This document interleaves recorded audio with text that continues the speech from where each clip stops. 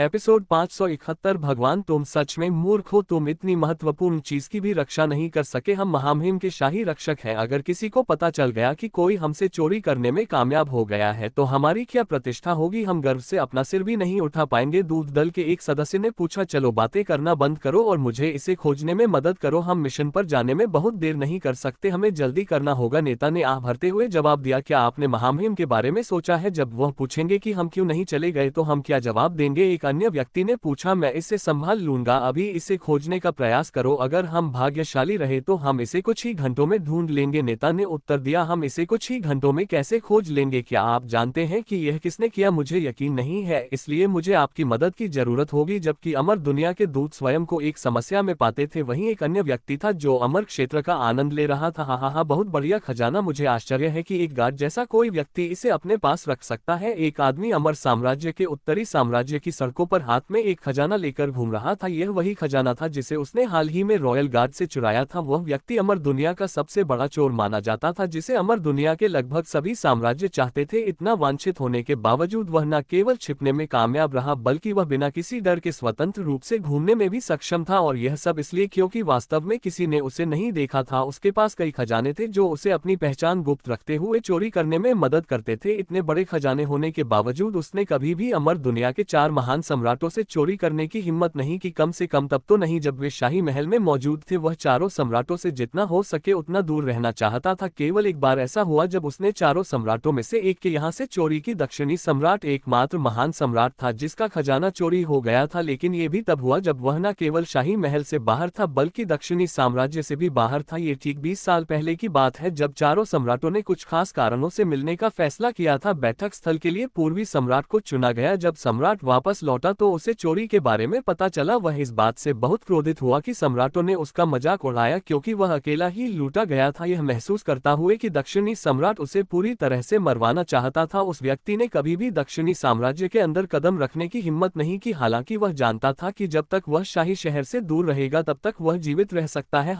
जब वह सड़कों पर चल रहा था तो उसने देखा कि सुरक्षा गार्ड उसकी ओर आ रहे थे और संदिग्ध दिखने वाले हर व्यक्ति की जांच कर रहे थे। दिलचस्प है, तलाशी शुरू हो चुकी है। काले बालों वाला चोर मुंह कुराते हुए बोला। पीछे मुड़कर भागने या छिपने की कोशिश करने के बजाय वह सीधे गार्ड की ओर चला गया। माफ करें, मुझे मदद चाहिए। चूंकि आप लोगों की तलाश कर रहे हैं तो क्या आप मेरी भी मदद कर सकते हैं? किसी ने मेरी अंगूठी चुरा ली है, इसमें मेरी पूरी जिंदगी की कमाई थी, कृपया इसे ढूंढने में मेरी मदद करें। यह एक लाल रंग की स्टोरेज अंगूठी थी। उसने गार्ड से ऐसे चेहरे से कहा जिससे ऐसा लग रहा था कि वह किसी भी पल रो सकता है। चले जाओ, हम कुछ महत्वपूर्ण खोज रहे हैं। तुम्हारी अंगूठी और तुम्हारी जीवन भर की कमाई हमारी चिंता का विषय नहीं है। बाहर निकलो और मुझे परेशान करना बंद करो, प्रमुख गार्ड ने चोर से कहा। उसे यह एहसास नहीं था कि जिस आदमी को वह जाने के लिए कह रहा था वह कोई और नहीं बल्कि चोर ही था। लेकिन मैं तुम्हें चेतावनी दे रहा हूं, अगर तुम नहीं गए और मुझे परेशान करना बंद नहीं किया तो मैं तुम्हें गिरफ्तार कर लूंगा। गार्ड ने चोर से कहा, नहीं, कृपया मत करो, मैं चला जाऊंगा। मुझे लगता है कि ऐसी बुरी किस्मत मेरे भाग्य में ही थी। लगातार आह भरता हुआ चोर जाने लगा। मैं चाहता हूं कि जिस चोर ने मुझे लूटा है वह किसी भयंकर बीमारी से पीड़ित हो जाए। यहाँ तक कि चलते समय भी उसने अपना कृत्य बंद नहीं किया और उस काल्पनिक चोर को कोसता रहा जैसे किसी ने सचमुच उसकी अंगूठी चुरा ली हो। असल में यह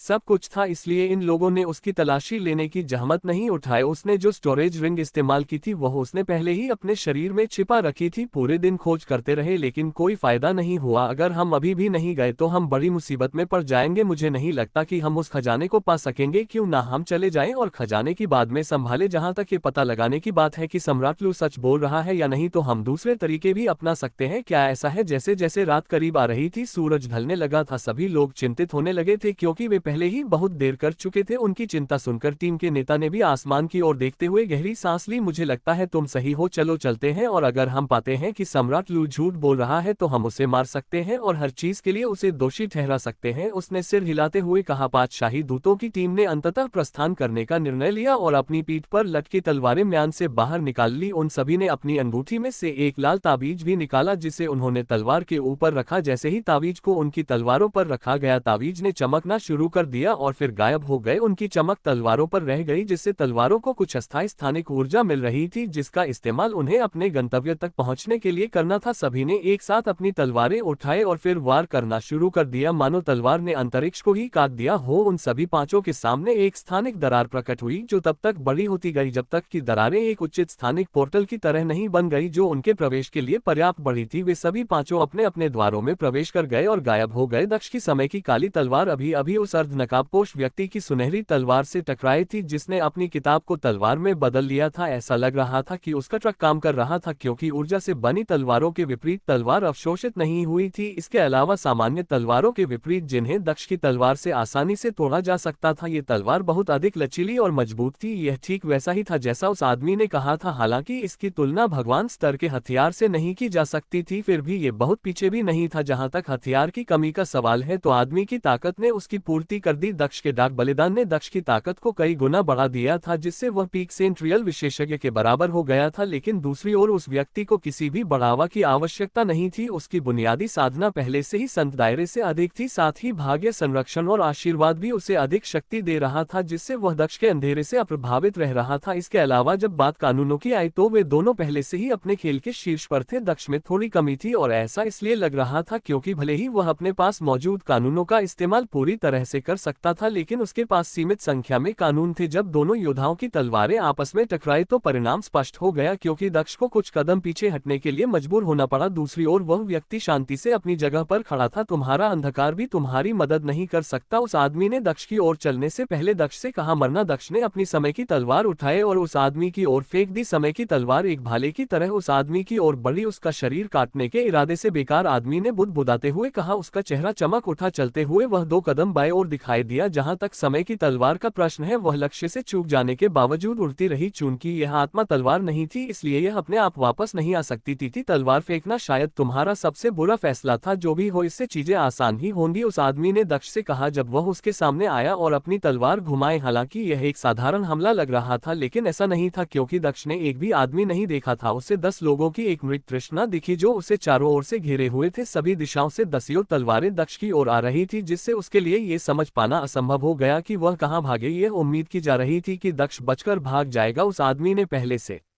ही इसके खिलाफ कुछ योजना बना रखी थी। उसने उस जगह पर एक अस्थायी ताला लगा दिया था, जिससे उसका या दक्ष का टेलीप होना असंभव हो गया था। संक्षेप में, उन्होंने दक्ष की स्थायी रूप से टेलीप करने की क्षमता के बदले में अपनी टेलीप करने की क्षमता का त्याग कर दिया था। ये क्षमताएं केवल तभी पुनः प्राप्त की जा सकती थी जब उनमें से कोई एक मर जाए। उसके बिना उनमें से कोई भी वास्तव में टेलीप नहीं कर सकता था। हम आदमी के चेहरे पर हैरानी की लकीर उभरी जब उसे एहसास हुआ कि दक्ष ने टेलीप करने की कोशिश नहीं की थी। इसके बजाय दक्ष ने 10 आकृतियों में से एक की ओर अपना हाथ बढ़ाया। हैरानी की बात यह है कि उसने जो आकृति चुनी थी वह 9 नकली आकृतियों से अलग असली थी। यह आश्चर्यजनक था कि वह सही आकृति खोजने में कामयाब रहा, लेकिन ये चौंकाने वाला नहीं था। दक्ष का हाथ अपनी ओर आते देखना कोई आश्चर्य की बात नहीं थी, क्योंकि वह पहले से ही दक्ष पर हमला कर रहा था। दक्ष का हाथ काटना अभी आसान था। दक्ष का हाथ काटने का मौका मिलने के बावजूद उसने अपनी तलवार को उस दिशा में चलाना जारी रखा जो दक्ष की गर्दन काटने वाली थी। अब तक ये स्पष्ट हो चुका था कि दक्ष चकमा देने वाला नहीं था, जिसकी उसने सराहना की, क्योंकि इससे उसके लिए बेहतर स्थिति बन गई। इस आदमी को मारने का ये बिल्कुल सही समय था। दुर्भाग्य से उस आदमी को खतरा महसूस हुआ। उसके अंदर एक तरह की विनाश की भावना थी जो उसे हमला रोकने और भागने के लिए कह रही थी। उसकी तलवार भी इस हमले का प्रतिरोध कर रही थी, मानो उसे बता रही हो कि यह गलत योजना है। चूंकि तलवार भाग्य की तलवार से बनी थी, इसलिए उसका मानना था कि हमला न करना ही सही ही विकल्प है। तलवार निश्चित रूप से उसे बता रही थी कि इस समय हमला न किया जाए। अपनी अंतरात्मा की आवाज सुनकर उसने हमला रोक दिया। ठीक उसी समय जब तलवार दक्ष की त्वचा से थोड़ी दूरी पर थी, जैसे ही उसने हमला रोका, वह आदमी बिना एक क्षण की देरी किए एक तरफ कूद गया। जैसे ही वह एक तरफ कूदा, उसने महसूस किया कि एक काली तलवार उड़कर दक्ष के हाथ में आ गई थी, जिसे उसने नुकीले सिरे से पकड़ लिया। यदि वह आदमी सही समय पर बच ना निकलता तो तलवार उसके दिल में घुस जाती। समय की तलवार वापस दक्ष के हाथ में थी। भले ही समय की तलवार एक आत्मा तलवार नहीं थी और यह अपने आप उड़ नहीं सकती थी, फिर भी दक्ष के लिए इसे वापस लाना आसान था। जैसे ही समय की तलवार नकाबपोश आदमी के पास से गुजरी, दक्ष ने एक छोटा सा स्थानिक द्वार बनाया जिसके अंदर समय की की तलवार प्रवेश कर गई। इसी तरह एक और द्वार बनाया गया जिससे समय की तलवार बाहर निकली और पीछे की ओर बढ़ी। अगर नकाबपोश आदमी ने चकमा नहीं दिया होता तो वह अब तक मर चुका होता। उसने दक्ष की तलवार को कम करके आंका था, ये सोचकर कि यह वापस नहीं आ सकती। इस प्रकार गोल्डन तलवार ने वास्तव में उसकी मदद की। तुम कमजोर हो लेकिन तुम बहुत परेशान करने वाले हो। किसी भी मामले में मुझे नहीं लगता कि तुम इस रूप में ज्यादा समय तक टिक पाओगे। अंधकार निश्चित रूप से किसी दिन समाप्त हो जाएगा, नकाबपोश आदमी ने खड़े होते हुए कहा, लेकिन तब तुम्हें मारना मेरे लिए नुकसानदेह होगा। उसकी आंखें दक्ष को घूर रही थी, मानो उसकी आत्मा की गहराइयों में झांक रही हो। उस आदमी को कोई जवाब न देते हुए दक्ष ने फिर से उसके पास आकर उस आदमी पर हमला करने की कोशिश की। अब उसे एहसास हुआ कि वह टेलीप नहीं कर सकता। बिना कुछ सोचे समझे वह उस आदमी की तरफ उड़ना शुरू कर दिया। हमला करने का इरादा रखते हुए युद्ध एक बार फिर शुरू हुआ और भी ज्यादा भयंकर होता जा रहा था। सुनहरी रोशनी और काली रोशनी को बाएं और दाएं टकराते हुए देखा जा सकता था। उनके हमलों का अवशेष न केवल उनमें से प्रत्येक को घायल कर रहा था बल्कि यह उनके आसपास के वातावरण को भी नष्ट कर रहा था। जैसे जैसे वे शहर में उड़ते हुए एक दूसरे पर हमला करते रहे, उनके पीछे केवल मलबा ही रह गया। जहां भी उनकी लड़ाई पहुंची हजारों लोग मारे गए, इसलिए नहीं कि दक्ष या वह आदमी जानबूझकर उन्हें मार रहा था बल्कि इसलिए कि विनाश बहुत ज्यादा था। वास्तव में उन दोनों को इस बात की भी परवाह नहीं थी कि उनके युद्ध के परिणाम स्वरूप कौन उड़ रहा था। नकाबपोश व्यक्ति ही एकमात्र ऐसा व्यक्ति था जो अपनी सुरक्षा खोने के जोखिम के कारण निर्दोष लोगों की हत्या करने की परवाह करता था। लेकिन इस समय दक्ष की वर्तमान स्थिति के कारण ऐसा कोई जोखिम नहीं था। शहर के ठीक बाहर ओरियन बेहोश पड़ा था। उसे नहीं पता था कि उसकी जान इतने बड़े खतरे में थी। अगर दक्ष समय पर नहीं पहुंचता तो वह मर चुका होता। इस समय वह अंततः धीरे धीरे जागने लगा था। ओरियन धीरे धीरे जागने लगा। जैसे ही उसने अपनी आंखें खोली, यह सोचते हुए कि वह कहाँ है, उसने दूर सम्राट लू का शव पड़ा देखा। वह उलझन में लग रहा था। बेहोश होने के बाद क्या हुआ था? क्या वह आदमी खुद मर गया या किसी ने उसकी मदद की थी? जब रान ने मदद के बारे में सोचा तो उसे एहसास हुआ कि केवल एक ही व्यक्ति था जो उसकी मदद कर सकता था, दक्ष। और नीली आंखों वाले व्यक्ति ने पूरे शाही शहर में अपनी लड़ाई जारी रखी और अपने पीछे विनाश छोड़ गए। पूरी लड़ाई के दौरान कुछ अजीब हो रहा था। दक्ष का शरीर हर हमले से घायल हो रहा था, लेकिन एक अजीब सी अंधेरी उसे सामान्य से ज्यादा तेजी से ठीक भी कर रही थी। नीली आंखों वाले आदमी का शरीर और भी ज्यादा लचीला था। उसके चारों ओर एक अजीब सी सुरक्षा थी जो दक्ष द्वारा किए गए सभी हमलों के प्रभाव को कम कर रही थी, उसे गंभीर रूप से घायल होने से बचा रही थी। दक्ष के चारों ओर की काली आभा धीरे धीरे कम हो रही थी, मानो उसका उपयोग उसे ठीक करने के लिए किया जा रहा था और ये लंबे समय तक नहीं रहने वाली थी। समय समाप्त हो रहा था। ये ठीक वैसा ही था जैसा उस आदमी ने कहा था। डार्क सैक्रिफाइस लंबे समय तक नहीं चल सकता था, ये समाप्त होने वाला था। जहां तक उनके भाग्य संरक्षण का सवाल है तो इसमें ऐसी कोई समस्या नहीं थी। अल्पविराम इस मामले में दक्ष नुकसान में था। यही कारण था कि नीली आंखों वाले आदमी ने पहले दक्ष पर हमला नहीं किया था, क्योंकि वह जानता था कि उसके भाग्य संरक्षण के बिना वह बहुत नुकसान में रहने वाला था। दूसरी ओर इस समय वह बेहतर स्थिति में था क्योंकि उसने इंतजार किया था और अपनी सुरक्षा नहीं खोई थी। अगर उसने ऐसा किया होता तो वह वुलिया जैसी ही स्थिति में होता। फिलहाल उसे केवल दक्ष को अधिक से अधिक घायल करके उसकी ऊर्जा को तेजी से खत्म करने की जरूरत थी। जब तक वह अपनी योजना के अनुसार काम करता रहेगा तब तक युद्ध समाप्त हो जाएगा। षड्यंत्रकारी दुश्मन के विपरीत दक्ष पूरी तरह से बिना किसी योजना के था, क्योंकि उसके चतुर स्वभाव का उसके शरीर पर नियंत्रण नहीं था। हालांकि दक्ष अपने शरीर को नियंत्रित नहीं कर पा रहा था, फिर भी वह इस बार सब कुछ देख सकता था। पहली बार जब उसने डार्क सैक्रिफाइस का इस्तेमाल किया था उससे अलग ऐसा लग रहा था कि इस समय उसका शरीर डार्क सैक्रिफाइस के लिए बेहतर तरीके से समायोजित था। दक्ष की वास्तविक चेतना एक अंधेरी जगह में तैर रही थी जहां वह अंधेरे के अलावा कुछ भी नहीं देख सकता था। अंधेरे के अंदर उसके सामने एक अजीब दर्पण तैर रहा था जिससे वह बाहर हो रही हर चीज को देख सकता था। वह स्पष्ट रूप से टाल मटोल कर रहा है। वह कमीना उससे सीधे लड़ना समय की बर्बादी है। चलो भ्रम या अंतरिक्ष का उपयोग करें। दक्ष लगातार कोस रहा था क्योंकि वह अपने सामने तैरते दर्पण को देख रहा था। जब वह सब कुछ देख रहा था तो उसे अपने दुश्मन की योजना का एहसास हो गया। उसे भी पता था कि समय खत्म होने से पहले उसे दुश्मन को मारना होगा। समस्या ये थी कि यह जानकारी उसके लिए बेकार थी। जब उसे इसके बारे में पता भी था तब भी उसे इससे कोई फर्क नहीं पड़ता था क्योंकि उसका अपने शरीर पर नियंत्रण नहीं था। अल्पविराम वह जानता था कि उसे क्या करना है, लेकिन वह ऐसा कैसे कर सकता था क्योंकि डार्क सैक्रिफाइस खत्म होने से पहले वह इस जगह को छोड़ नहीं सकता था। और यहाँ तक कि अगर डार्क सैक्रिफाइस खत्म हो गया तो भी इससे कोई मदद नहीं मिलने वाली थी, क्योंकि अगर पिछली बार जैसी स्थिति हुई तो दक्ष अस्थायी रूप से पनडु हो जाएगा। यही कारण था कि डार्क सैक्रिफाइस वह आखिरी कौशल था जिसका वह उपयोग करना चाहता था। चूंकि इसमें और भी नुकसान थे, जैसे कि एक ऐसे प्राणी की तरह लड़ना जिसके पास अपार शक्ति तो थी लेकिन युद्ध का का कोई अनुभव नहीं था और यदि वह डार्क सेक्रीफाइस समाप्त होने से पहले अपने दुश्मनों को नहीं मार सका तो वह मर चुका था। जुन, क्या तुम मुझे सुन सकते हो? दक्ष अंधेरे में चिल्लाया, ये सोचकर कि क्या जुन उसे सुन पा रही है। अगर वह सुन पा रही है तो वह उसे मदद करने का कोई तरीका सोचना चाहता था, या कम से कम उसके शरीर को ये बताना चाहता था कि उसे क्या करना है। वह बार बार चिल्लाता रहा और जुन को पुकारता रहा, लेकिन किसी ने कोई जवाब नहीं दिया। निराश होकर दक्ष ने अपनी मुट्ठी बांधी और उसे शीशे की ओर फेंका जो उसके सामने तैर रहा था। उसकी मुट्ठी शीशे से ऐसे गुजरी जैसे शीशा मौजूद ही ना हो। दर्पण एक भ्रम की तरह लग रहा था जिस पर दक्ष के मुक्के का कोई असर नहीं हुआ। दक्ष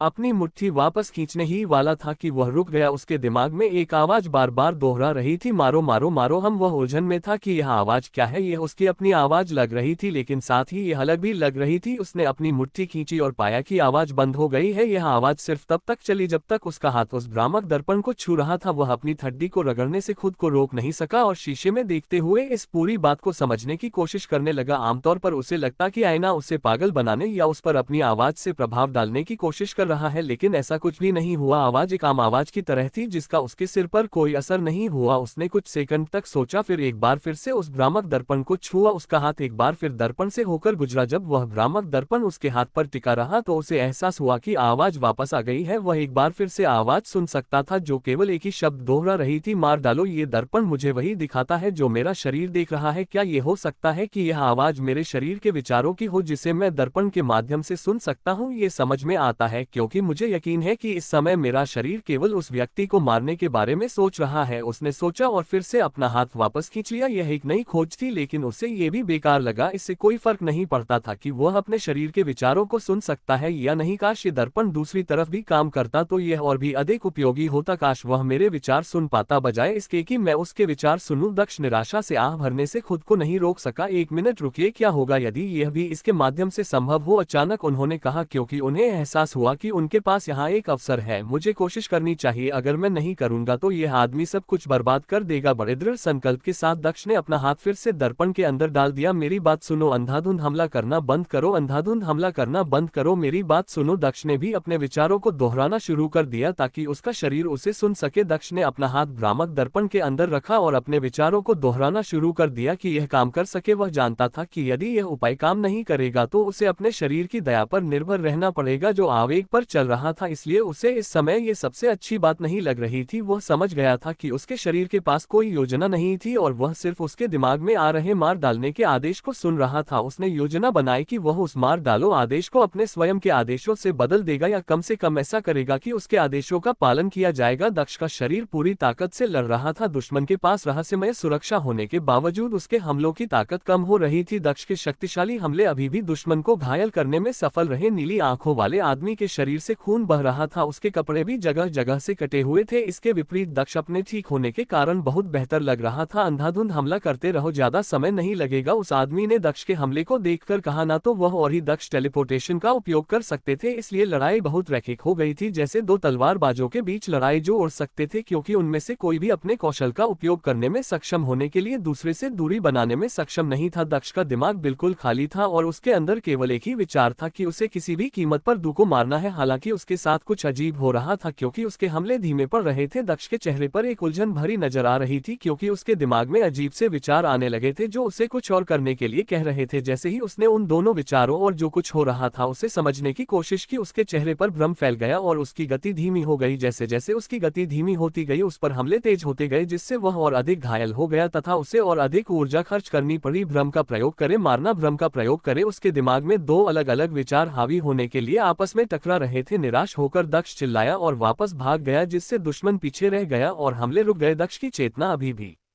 अंधेरे स्थान में थी, लेकिन उसके चेहरे पर मुस्कान थी क्योंकि उसे एहसास हुआ कि यह काम कर रहा था, अन्यथा उसका शरीर धीमा क्यों होगा। उसके विचार उस जगह तक पहुंच रहे थे। इसके अलावा उसका शरीर उसका अपना था। उसे यकीन था कि जब तक वह अपने विचारों को अपने शरीर तक पहुंचाने में कामयाब रहेगा तब तक यह उसके विचारों का अनुसरण करेगा। अब जब यह संभव हो गया था तो दक्ष प्रसन्न हुआ। असली खेल अब शुरू होता है। वह मुस्कुराते हुए बुदबुदा या दक्ष के शरीर के चारों ओर का अंधेरा अभी भी वैसा ही था। उसकी आंखें अभी भी उतनी ही काली थी, लेकिन कुछ अलग लग रहा था। नीली आंखों वाला आदमी महसूस कर सकता था कि दक्ष में कुछ अलग था। वह पहले की तरह पागल जानवर की तरह हमला नहीं कर रहा था, इसके बजाय वह दूर खड़ा था, बस उसे देख रहा था। चूंकि दक्ष हमला नहीं कर रहा था, इसलिए उसने खुद पर हमला करने का फैसला किया। किसी भी हालत में उसे दक्ष की ऊर्जा को जितनी जल्द हो सके खत्म करना था, और यह केवल दक्ष को घायल करके ही संभव था। अपनी सुनहरी तलवार को मजबूती से हाथ में पकड़कर वह दक्ष की ओर उड़ने लगा, फिर भी दक्ष नहीं हिला। जैसे ही वह आदमी दक्ष के पास पहुंचा, एक और दक्ष उसके पीछे आ गया। मुझे पता था तुम अपनी माया का प्रयोग कर रहे थे। ऐसा लग रहा था जैसे वह आदमी अपने सिर के पीछे देख सकता है। जैसे ही दक्ष उसके पीछे आया, उसने देखा, उसे एहसास हुआ कि ये दक्ष की चाल थी। जो आदमी उसके सामने खड़ा था वह एक भ्रामक प्राणी था। जहां तक उसके पीछे दिखाई देने वाले व्यक्ति की बात है, वह असली था। वो समझ गया कि ये दक्ष की चाल थी ताकि वह ब्रह्म पर हमला कर सके, जबकि दक्ष पीछे से वार कर रहा था। दुर्भाग्य से अपनी नासमझी और उत्सुकता में दक्ष ने समय गड़बड़ा दिया और समय से पहले ही प्रकट हो गया। अल्पविराम अपने सामने खड़े ब्रह्म पर हमला करने के बजाय उस आदमी ने अपना शरीर पीछे घुमाया और अपनी तलवार दक्ष पर घुमाई जो उसके पीछे आ गया था। जैसे ही उसकी तलवार बिजली की तरह चली, दक्ष ने भी अपनी तलवार चलाई, लेकिन वह अभी भी धीमा था। इस बार उसकी तलवार गोल्डन तलवार जितनी तेज नहीं थी, जो दक्ष की तलवार के दुश्मन तक पहुंचने से पहले ही उसकी गर्दन तक पहुंच गई। सुनहरी आंखों वाले आदमी के चेहरे पर संतुष्टि थी, मान उसने जीत हासिल कर ली हो, क्योंकि उसकी तलवार ने दक्ष की गर्दन को चीर दिया था। उसने अपनी तलवार को मांस के आर पार पकड़ रखा था, जिससे उसे यकीन हो गया कि उसने असली दक्ष को काटा है। ये कोई भ्रम नहीं था। जब वह अपने बारे में खुश था तो उसे खतरे का एहसास हुआ। सुनहरी तलवार एक बार फिर उसे चेतावनी दे रही थी, लेकिन वह जीत से बहुत खुश था, इसलिए उसे चेतावनी समझने में देर हो रही थी। जब तक उसे खतरे का एहसास हुआ और वह वहां से हटा, तब तक बहुत देर हो चुकी थी। पीछे से एक सुनहरी तलवार आई और उसके हृदय में घुस गई। उसके चारों ओर की सुरक्षा सभी हमलों से होने वाली क्षति को कम करने में सक्षम थी, लेकिन इस बार दिल के छेद में फंस जाने के कारण वह भी बेकार था। नीली आंखों वाले व्यक्ति ने जैसे ही देखा कि उसकी छाती से एक तलवार की धार निकल रही है जो उसके खून से सनी हुई है, उसके मुंह से खून की एक बूंद निकल गई। उसका पीला चेहरा इस बात पर विश्वास नहीं कर पा रहा था कि क्या हुआ था। वह दक्ष की योजना के बारे में सही था। दक्ष का लक्ष्य उसे भ्रम पर हमला करने के लिए मजबूर करना था, जबकि असली उसे मार डालता। योजना के बारे में सही होने के बावजूद वह सबसे महत्वपूर्ण बात के बारे में गलत था। वह पद के बारे में गलत था जो उसके पीछे दिखाई दिया था। वह असली दक्ष नहीं बल्कि भ्रम था। जहां तक दिव्य ज्ञान का उपयोग करने के बावजूद भ्रम को वास्तविक रूप में देखने में सक्षम होने की बात है, तो ऐसा इसलिए था क्योंकि इस अंधेरे रूप में दक्ष के सभी कानून चरम क्षमता पर काम कर सकते थे और भ्रम की पराकाष्ठा थी। भ्रम जो नकली से अलग नहीं था। आमतौर पर दक्ष भ्रम को वास्तविक नहीं बना पाता था, लेकिन इस बार नहीं। असली दक्ष जानता था कि वह आदमी सिर्फ समय बचाने के लिए उसे रोक रहा था। ये लड़ाई जितनी लंबी चलेगी वह उतना ही नुकसान में रहेगा, इसलिए उससे समय रहते लड़ाई खत्म करनी होगी। दूसरी बात यह है कि दक्ष को यकीन नहीं था कि दुश्मन दिव्य ज्ञान का इस्तेमाल कर रहा है, लेकिन फिर भी उसने जोखिम उठाया। अगर दिव्य ज्ञान काम नहीं करता तो पूरी योजना विफल हो सकती थी। अपने स्वर्गीय कफन का उपयोग करते हुए दक्ष ने अपने शरीर की वास्तविक आभा को छिपा दिया, जिससे उसका वास्तविक शरीर दिव्य इंद्रिय से अदृश्य हो गया, जिससे ऐसा लगने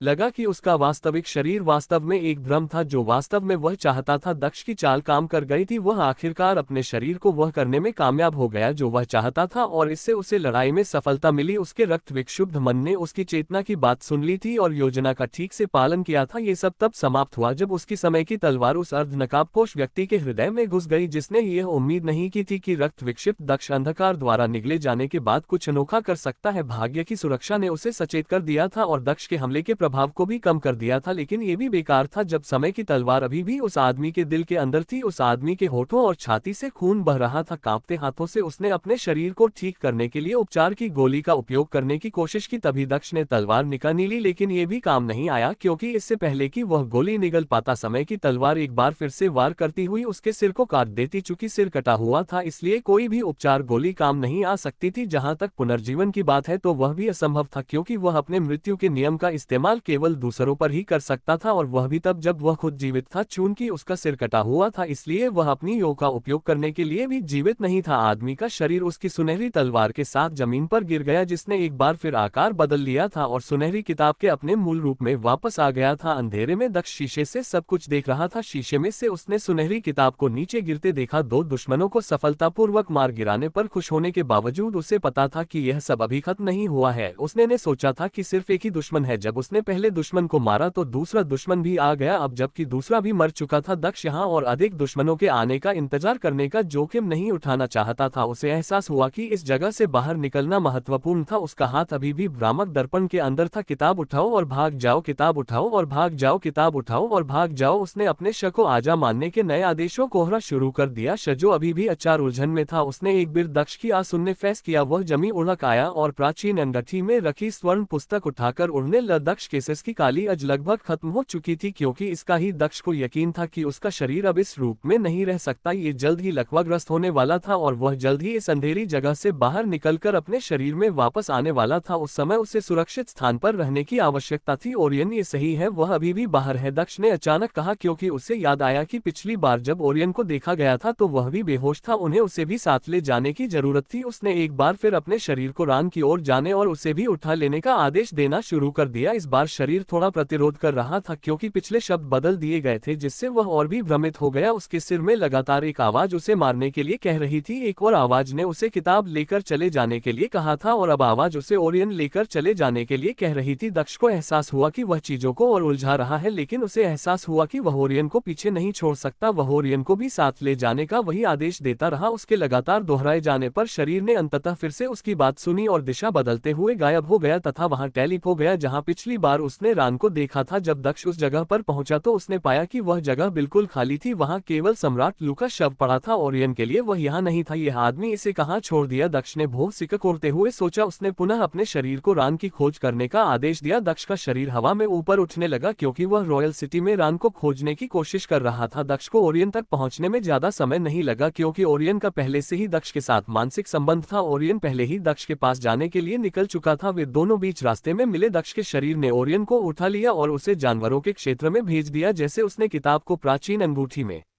रखा था। इंतजार नहीं। दक्ष की चेतना को एहसास हुआ कि यह गलत था। वह ओरियन को बीस्ट रीजन में नहीं चाहता था। वह चाहता था कि ओरियन उसके शरीर के साथ रहे, क्योंकि वह जल्द ही लकवाग्रस्त होने वाला था। उस समय ओरियन उसकी मदद कर सकता था। ओरियन को वापस भेजकर उसके शरीर ने उसे असहाय छोड़ दिया था। रान को वापस भेजकर शहर छोड़ने का पुराना आदेश सुनते हुए शरीर उड़ने लगा। शरीर और भी तेजी से यात्रा करने के लिए उड़ता और टेलीप होता रहा। कुछ ही सेकंड में उसका शरीर रॉयल सिटी से बाहर निकल चुका था। इतना ही नहीं, बल्कि उसके शरीर ने एक लंबी दूरी की टेलीप का भी इस्तेमाल किया, जिसमें उसने जिस स्थानिक पटल के अंदर प्रवेश किया था उसका इस्तेमाल किया। गलत, उसे बाहर लाओ, ओरियन को बाहर लाओ। दक्ष ने रान को बाहर लाने के आदेश को बार बार दोहराया, लेकिन इस बार उसके शरीर ने उसकी बात नहीं सुनी। मानो बार बार आने वाले आदेशों ने उसके शरीर को कुछ भी करने से अनिच्छुक बना दिया था और वह केवल उड़ रहा था। बेवकूफ, मेरे पास ज्यादा समय नहीं है। ओरियन को बाहर लाओ। अगर तुम ओरियन को बाहर नहीं ला सकते तो जिया को बाहर लाओ या दूसरों को मेरी बात सुनो। दक्ष की चेतना नकली दुनिया के अंदर पूरी ताकत से चीख रही थी, लेकिन उसका शरीर सुन नहीं रहा था। दक्ष को पहले से ही भविष्य की चिंता होने लगी थी। उसके आसपास कोई नहीं था। एक बार जब वह अपने लकवाग्रस्त शरीर में वापस आ गया तो वह अपने आसपास के लोगों की दया पर निर्भर होने वाला था और उसकी मदद करने वाला कोई नहीं था। बेवकूफ, मेरी आज्ञा सुनो कृपया, दक्ष चिल्लाया, लेकिन बहुत देर हो चुकी थी। अंततः उसके शरीर की अंधकार में ऊर्जा समाप्त हो गई। दक्ष की चेतना के चारों ओर का अंधकार गायब होने लगा, क्योंकि उसके सामने उड़ रहा भ्रामक दर्पण टूट गया। उसकी चेतना उसके शरीर में लौट आई, जो अभी भी बिजली की गति से उड़ रहा था। जैसे ही उसकी चेतना वापस लौटी, उसे एहसास हुआ कि वह हिल नहीं सकता। उसका शरीर लकवाग्रस्त हो गया था। दक्ष की चेतना उसके शरीर में वापस आ गई, क्योंकि उसे एहसास हुआ कि वह हिल नहीं सकता। उसका शरीर ऊपर से नीचे तक लकवाग्रस्त था। वह अपनी क्यूई का उपयोग भी नहीं कर सकता था, क्योंकि उसका शरीर पहले से ही सारी ऊर्जा से रहित था। वह अभी भी हवा में ऊपर था, लेकिन उसका शरीर लकवाग्रस्त होने के कारण वह उड़ नहीं सकता था। उसका शरीर नीचे गिरने लगा। दक्ष की आंखें अभी भी खुली थी, लेकिन खुद को गिरते हुए देखने के अलावा वह कुछ नहीं कर सकता था। जैसे जैसे उसका शरीर नीचे गिरता गया, उसके और जमीन के बीच की दूरी तेजी से कम होती गई। कुछ ही सेकंड में उसका शरीर अंततः टूटे हुए स्थान पर पहुंच गया और वह पहले पैरों के बल नीचे गिर पड़ा। गिरने के कारण उसके पैरों की हड्डियां टूट गई, साथ ही शरीर की कुछ अन्य हड्डियां भी टूट गई, लेकिन सौभाग्य से वह बच गया। इसके अलावा उसे कोई दर्द भी महसूस नहीं हुआ, क्योंकि वह अपने शरीर के किसी भी हिस्से को महसूस नहीं कर पा रहा था। दर्द महसूस न होने के बावजूद दक्ष को एहसास हुआ कि उसे बहुत ज्यादा चोट लगी है, क्योंकि उसने देखा कि उसकी दृष्टि और भी धुंधली हो गई है। उसका पहले से ही लकवाग्रस्त त्रस्त शरीर और भी कमजोर हो गया था क्योंकि उसके शरीर से और भी ज्यादा खून बह गया था। जल्द ही वह पूरी तरह से बेहोश हो गया और उसकी आंखें बंद हो गई। जैसे ही सब कुछ अंधेरा हो गया, दक्ष का खरी विचार सरल था। उसे आश्चर्य हुआ कि क्या वह कभी फिर से जाग पाएगा या नहीं। एस्टेरिया का शाही शहर शांत था, कोई भी बात नहीं कर रहा था क्योंकि हर कोई अपने घर के अंदर छिपा हुआ था। शहर को दो देवताओं के बीच लड़ाई के कारण भारी विनाश का सामना करना पड़ा था। वे जहां से भी गुजरे विनाश शुरू हो गया, यहाँ तक कि आधा शहर नष्ट हो गया। हालांकि लड़ाई की आवाजें बंद हो गई थी, फिर भी नागरिक अपने घरों से बाहर निकलकर देखने की हिम्मत नहीं जुटा पा रहे थे। पूरा शहर एक मृत शहर की तरह लग रहा था। शाही महल पहले ही नष्ट हो चुका था, रईसों के साथ साथ सभी शाही लोग भी मर चुके थे। एस्टेरिया साम्राज्य के दुश्मनों को अगर शहर पर कब्जा करना होता तो उन्हें किसी भी तरह की कोशिश की जरूरत नहीं पड़ती। मिनट घंटों में बदल गए और फिर दिन बन गए। जब रॉयल सिटी में 2 दिन तक सन्नाटा छाया रहा तो नागरिकों ने हिम्मत जुटाकर बाहर कदम रखा और प्रार्थना करने लगे कि विनाश के 2 देवता चले गए हैं। जब नागरिक बाहर निकले तो उन्हें एहसास हुआ कि शहर खाली हो चुका है। अब वास्तव में कोई लड़ाई नहीं थी, दुश्मन शायद वहां से जा चुके थे। हर कोई उलझन में था कि आगे क्या करना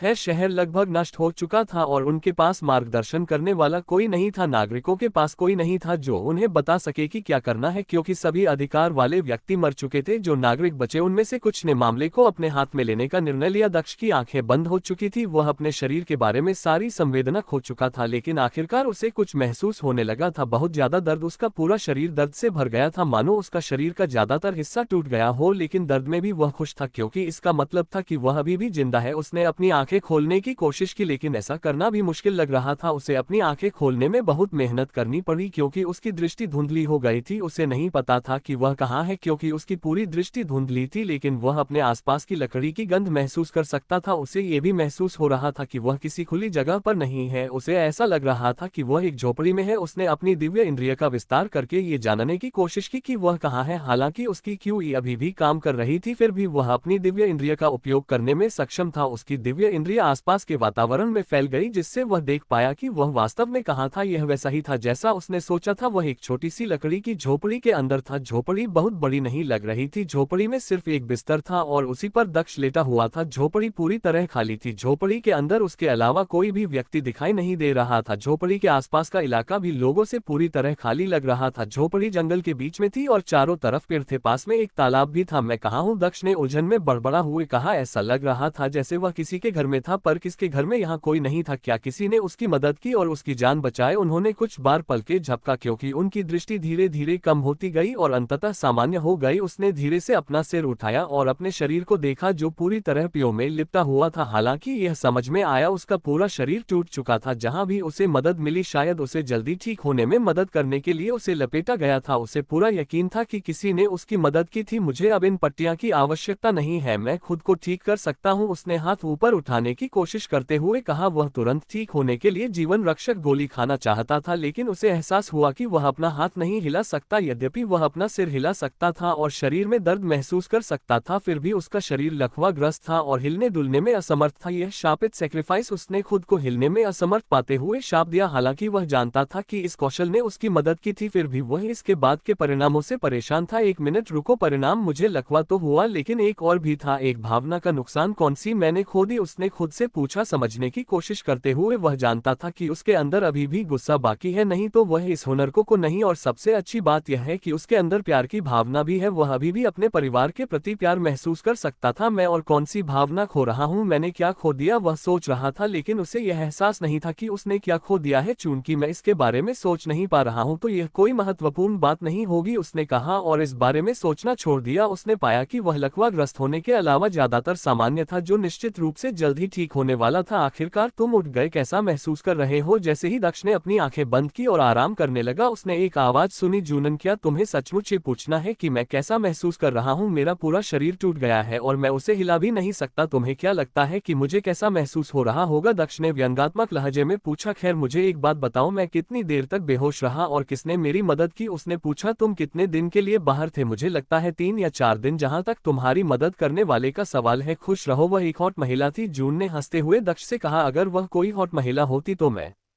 क्यों खुश होता, मैं कोई विकृत व्यक्ति नहीं हूँ, दक्ष ने जवाब दिया और फिर से अपना हाथ हिलाने की कोशिश की। अहे को फिर से असफलता का सामना करना पड़ा क्योंकि उसके हाथ ने उसकी बात सुनने से इनकार कर दिया। तुम वाकई बहुत बुरी तरह घायल हो गए थे, तुम्हें खुश होना चाहिए कि तुम अभी भी जीवित हो। इतनी ऊंचाई से गिरने के बावजूद तुम्हारी केवल कुछ हड्डियां टूटी हैं। मुझे लगता है कि तुम इसका श्रेय अपनी शारीरिक क्षमता और अपने शरीर की ताकत को दे सकते हो। लकवा लगने के बाद भी तुम्हारा शरीर सबसे बुरे दौर से बच गया, जुन ने दक्ष से कहा। जब वह उसके बगल में बिस्तर पर बैठी थी तो जब मैं गिर गया था तो एक लड़की ने मेरी मदद की थी और मुझे यहाँ तक लाई थी। अब वह कहाँ चली गई? दक्ष ने भौं सिकुड़ा। गड़े, उसने वह सब किया। इसके अलावा मुझे अभी भी उसके चेहरे पर वह भाव याद है जब उसने तुम्हें बिना कपड़ों के देखा था। कुछ सुनना है? तुम्हारे कपड़े तो सामान्य से भी छोटे दिख रहे थे, शायद चोट की वजह से। हाँ, ऐसा लग रहा था कि जूनम को दक्ष के घावों पर नमक छिड़कने में मजा आ रहा था क्योंकि वह उसे चिढ़ाने की कोशिश कर रही थी। जो भी हो, मैं इसका असर खुद पर नहीं पड़ने दूंगा, दक्ष ने आंखें घुमाते हुए कहा। मेरा फीनिक्स ब्लड रोब और बाकी सारे खजाने उस लड़की ने उसे कहाँ रखा था, या वह उन्हें बेचने के लिए चली गई थी? उसने पूछा। वह अपने साथ सब कुछ बाहर ले गई थी, इसलिए मुझे यकीन नहीं है। शायद वह उन्हें बेचने गई थी। हालांकि सेंट ग्रेड फीनिक्स ब्लड रोब खोना एक बड़ा नुकसान होगा, जुन ने दक्ष को बताया। वह लड़की जो भी हो, भले ही उसने इसे किसी को बेच दिया हो, इससे कोई फर्क नहीं पड़ता। मैं इसे उससे वापस ले लूंगा जिसे उसने बेचा है, भले ही मुझे इसके लिए बल प्रयोग करना पड़े, दक्ष ने अपनी आंखें बंद करते हुए कहा। उन्होंने कहा, फिलहाल मुझे अपने उपचार के बारे में सोचना है, मैं दूसरों की दया पर नहीं रहना चाहता। मेरे लिए एक काम करो। क्या करे? जुन ने पूछा। मैं जीवन रक्षक गोली लाने की कोशिश करूंगा। चकी, तुम मेरा हाथ छू सकते हो, इसलिए मेरे हाथ का इस्तेमाल करके मुझे गोली खिलाओ, दक्ष ने जवाब दिया। अगर यह काम करता है तो मैं बहुत जल्दी ठीक हो जाऊंगा। ये काम नहीं करेगा, बस इसे भूल जाओ, जुन ने अपना सिर हिलाते हुए कहा। क्यों? दक्ष ने उलझन में पूछा। आपने हाल ही में डार्क सैक्रिफाइस का इस्तेमाल किया है, आपके शरीर ने खुद को ठीक करने के लिए कई बार डार्क एनर्जी का इस्तेमाल किया है। उस ऊर्जा का अवशेष अभी भी आपके शरीर के अंदर है, आपके शरीर को उसे पूरी तरह से बाहर नहीं निकालने में कुछ सप्ताह लगेंगे और जब तक ऐसा नहीं होता तब तक कोई भी उपचार गोली आप पर काम नहीं करेगी, उसने दक्ष को जवाब देते हुए उसकी उम्मीद छीन ली। उसकी बातें सुनकर दक्ष निराश हो गया, लेकिन उसने फिर भी जोर दिया। कम से कम मुझे एक बार कोशिश करने दो, शायद ये काम कर जाए। ठीक है, क्योंकि तुम कोशिश करना चाहती हो तो करो, बस अपनी उम्मीदें ज्यादा मत रखो, जुन ने दक्ष से कहा और वह सहमत हो गई। दक्ष ने अपना पूरा ध्यान अपनी अंगूठी पर केंद्रित किया और अपनी एक उंगली हिलाने की कोशिश की। अंगूठी चमकने पर उसकी तर्जनी उंगली थोड़ी सी हिली। एक उपचार की गोली उसकी अंगूठी से निकलकर उसकी हथेली पर आ गिरी। जून ने अपना हाथ दक्ष के हाथ पर रखा और उसका हाथ धीरे से ऊपर उठाया। ओह, ये दर्द कर रहा है, दक्ष ने शिकायत की जब जून ने उसका हाथ हिलाया। बच्चे, ऐसा व्यवहार करना बंद करो, सहन करो, तुम पहले भी बहुत दर्द से गुजर चुके हो, जून ने दक्ष को डांटा। उसे एक बच्चे की तरह शिकायत करते हुए देखकर उसकी दो अंगुलियों के बीच गोली पकड़ने में उसकी मदद करते हुए जून ने गोली उसके मुंह में रख दी। दक्ष ने गोली निगल ली और उसके असर का इंतजार करने लगा। 20 मिनट से ज्यादा समय बीत गया और हर कोई ये देखने के लिए इंतजार कर रहा था कि गोली असर करेगी या नहीं। झोपड़ी में सन्नाटा छा गया और दक्ष के चेहरे पर निराशा छा गई। यह काम नहीं करता, उसने आह भरते हुए कहा। उसके शरीर पर इसका कोई असर नहीं हुआ, दर्द अभी भी बना हुआ था और वह अभी भी अपना हाथ या शरीर नहीं हिला पा रहा था। मुझे इससे नफरत है, दक्ष ने कहा। मैं क्या कह सकता हूँ, बस सकारात्मकता को देखो, निराशावादी होने के बजाय आशावादी बनो, जुन ने दक्ष से कहा। आराम, तुमने इतने शक्तिशाली शत्रुओं का सामना किया लेकिन मृत्यु के द्वार से भी तुम विजयी होकर लौटी तो क्या हुआ अगर तुम थोड़े घायल हो? भले ही तुम कोई उपचारात्मक पूरक न ले सको, तुम्हारे शरीर का सामान्य उपचार पहले की तरह ही काम करेगा।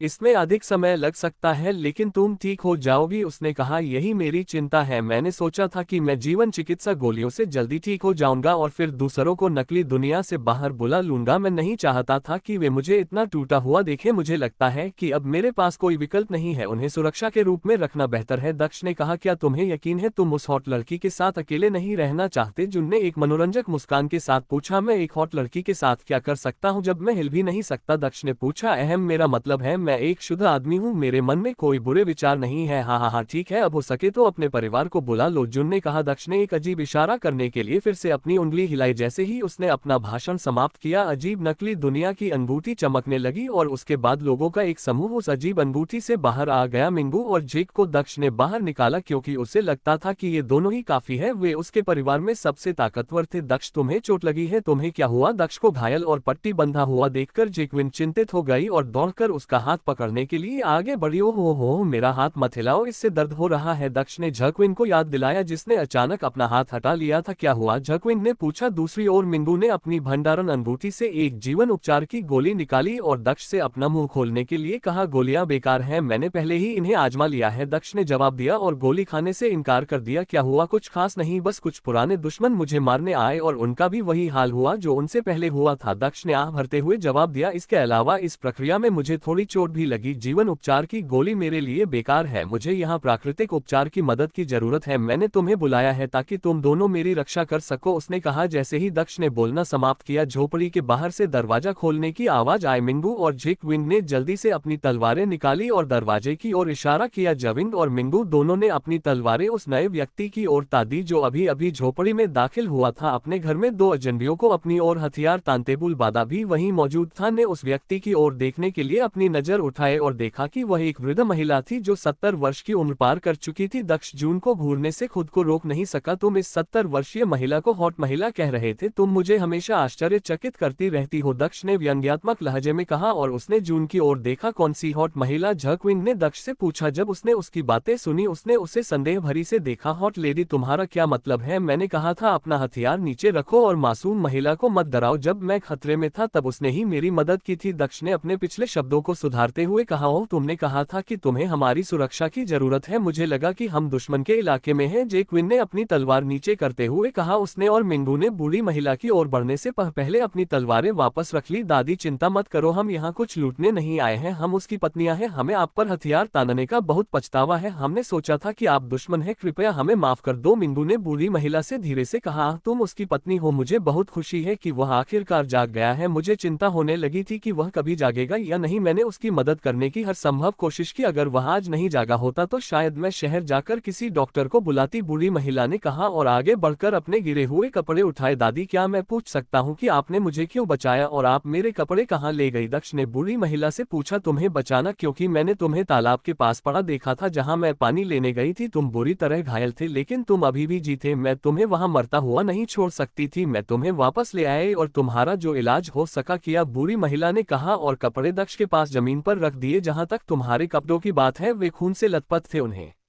इतने लंबे समय तक ऐसे ही पड़े देखकर मैंने उन्हें धोने का फैसला किया, उसने कहा। तो तुम्हें कैसा लग रहा है? नौजवान, मुझे ऐसा लग रहा है जैसे मैं मर रहा हूँ, मेरा पूरा शरीर दर्द कर रहा है और मैं मुश्किल से अपने हाथ और उंगलियां हिला पा रहा हूँ, इसके अलावा कुछ भी नहीं, दक्ष ने जवाब दिया। बेशक जिस तरह की चोटें तुम्हें लगी थी, तुम भाग्यशाली हो कि तुम जीवित हो, मुझे आश्चर्य होगा अगर तुम कुछ महीनों में चलने लगो, तुम्हारे घाव को ठीक होने में लंबा समय लगेगा, बूढ़ी औरत ने आह भरते हुए कहा। उन्होंने कहा, केवल चमत्कारी उपचार की गोलियां ही आपकी मदद कर सकती है, लेकिन मैं इतनी गरीब हूं कि उन्हें खरीदने में सक्षम नहीं हूं, आपको खुद ही ठीक होना होगा, मैं केवल हल्का उपचार ही दे सकती हूं, चिंता मत करो, तुमने पहले ही काफी मदद कर दी है, वैसे भी अब तो सबसे अच्छी दवाई भी मेरे लिए बेकार है, इसलिए अगर तुम्हारे पास गोली नहीं भी है तो भी कोई बात नहीं, दक्ष ने जवाब दिया। लेकिन महीनों तक बिस्तर पर नहीं रह सकता, चिंता मत करो, तुम यहाँ महीनों तक नहीं रहोगे, तुम्हारा शरीर और तुम्हारा प्राकृतिक उपचार दूसरों से बेहतर है, तुम जल्दी ठीक हो जाओगे, जून ने दक्ष को याद दिलाया। भगवान, मैं आशा करता हूँ कि समय तेजी से आगे बढ़ेगा, दक्ष ने झोपड़ी की छत पर नजर डालते हुए कहा। दुर्भाग्य से समय हमेशा की तरह बहुत धीरे धीरे आगे बढ़ रहा था और दक्ष को तो यह और भी धीमा लग रहा था क्योंकि वह बिस्तर पर लेटा हुआ था और उसके पास करने के लिए कुछ भी नहीं था। सौभाग्यवश ऐसी स्थिति में भी वह खेती कर सकता था जिससे उसे समय गुजारने में मदद मिलती थी। दिन रात भर जब तक वह सो नहीं जाता वह खेती करता रहता। जहाँ तक खाने पीने और बाकी चीजों का सवाल है तो उसका प्रबंध मिंगू और झवी करते थे जो उसके साथ रहते थे। उस दौरान दक्ष ने दोनों महिलाओं को ये भी बताया कि असल में क्या हुआ था। उसने मिंगू के पिता और उसकी मां को दुश्मन द्वारा मारे जाने के बारे में बताया। उसने उसे उसके पिता के विश्वासघात के बारे में नहीं बताया क्योंकि अब उसका कोई मतलब नहीं रह गया था। ऐसा नहीं था कि उसने उसके पिता को मार दिया था। यदि वह उसके पिता के विश्वासघात के बारे में बात करता तो इससे केवल ये पता चलता कि उसके पिता को मारने के पीछे उसके पास कोई कारण है। ये खबर मिंगू के शांत हृदय में बिजली की तरह गिरी। जिसने सोचा था कि उसका परिवार जीवित है, बस एक पल में वह अनाथ हो गई और उसका कोई परिवार नहीं बचा। सौभाग्य से उस समय दक्ष और झकविन उसे सांत्वना सांत्वना देने और उसे याद दिलाने के लिए वहां मौजूद थे कि उसका अभी भी एक परिवार है। कुछ दिनों तक मिंग्यू उदास रही, लेकिन समय के साथ वह इससे उभर गई। बूढ़ी महिला की झोपड़ी उन चारों के लिए पर्याप्त बड़ी नहीं थी। उन्होंने झोपड़ी के ठीक बगल में एक तंबू स्थापित किया था, जहां उन्होंने बूढ़ी महिला को अधिक परेशान न करने के लिए दक्ष को स्थानांतरित कर दिया था। उनके पास जो तंबू था वह बहुत बड़ा था और उसमें सभी सुविधाएं थी, जिसमें एक नर्म और बड़ा बिस्तर भी शामिल था। समय बीतता गया और दिन सप्ताहों में बदल गए। मौसम बदला और गर्मी के जाने के साथ ही यहाँ सर्दी भी आ गई। सौभाग्य से 3 हफ्तों के भीतर दक्ष इतना ठीक हो गया कि वह चलने फिरने में सक्षम हो गया। वह अपने हाथ पैर हिला सकता था, वह थोड़ा बहुत चल भी सकता था, लेकिन ज्यादा देर तक नहीं। इस गति से आपको कुछ ही हफ्तों में पूरी तरह से ठीक हो जाना चाहिए, फिर हम जा सकते हैं, मिंग्यू ने दक्ष से कहा। जब उसने उसकी बाहों की जांच की, कुछ सप्ताह कोई जरूरत नहीं, हम कल निकल सकते हैं, दक्ष ने जवाब दिया। क्या इतनी जल्दबाजी मत करो, तुम अभी भी पूरी तरह से ठीक नहीं हुए हो। झकविंड ने दक्ष को डांटा। तो क्या हुआ, मैं काफी अच्छी तरह से चल फिर सकता हूँ। वैसे भी ऐसा नहीं है कि मैं कोई दौड़ लगाने जा रहा हूँ। हम यात्रा करते समय स्नेक मोना के ऊपर बैठेंगे, बाकी उपचार भी रास्ते में ही किया जा सकता है, दक्ष ने उत्तर दिया। उन्होंने आगे कहा, हमें अभी भी अपनी पुरानी दुनिया में वापस जाना है ताकि हम देख सके कि सेंट किंग टूम में क्या है। वैसे भी यात्रा लंबी होगी, इससे हम एक ही पत्थर से 2 पक्षियों को मार सकते हैं। यात्रा के समय का उपयोग मेरे उपचार के लिए करें, ठीक है, हम कल चलेंगे जैसा कि तुमने कहा, हम कल चले जाएंगे। कविंग ने दक्ष की मांग पर सहमति जताई और फिर उसने दक्ष के सामने कटे हुए फलों का एक टुकड़ा रख दिया। अब कुछ खा लो, इससे तुम्हारे प्राकृतिक उपचार में और अधिक मदद मिलेगी, उसने कहा।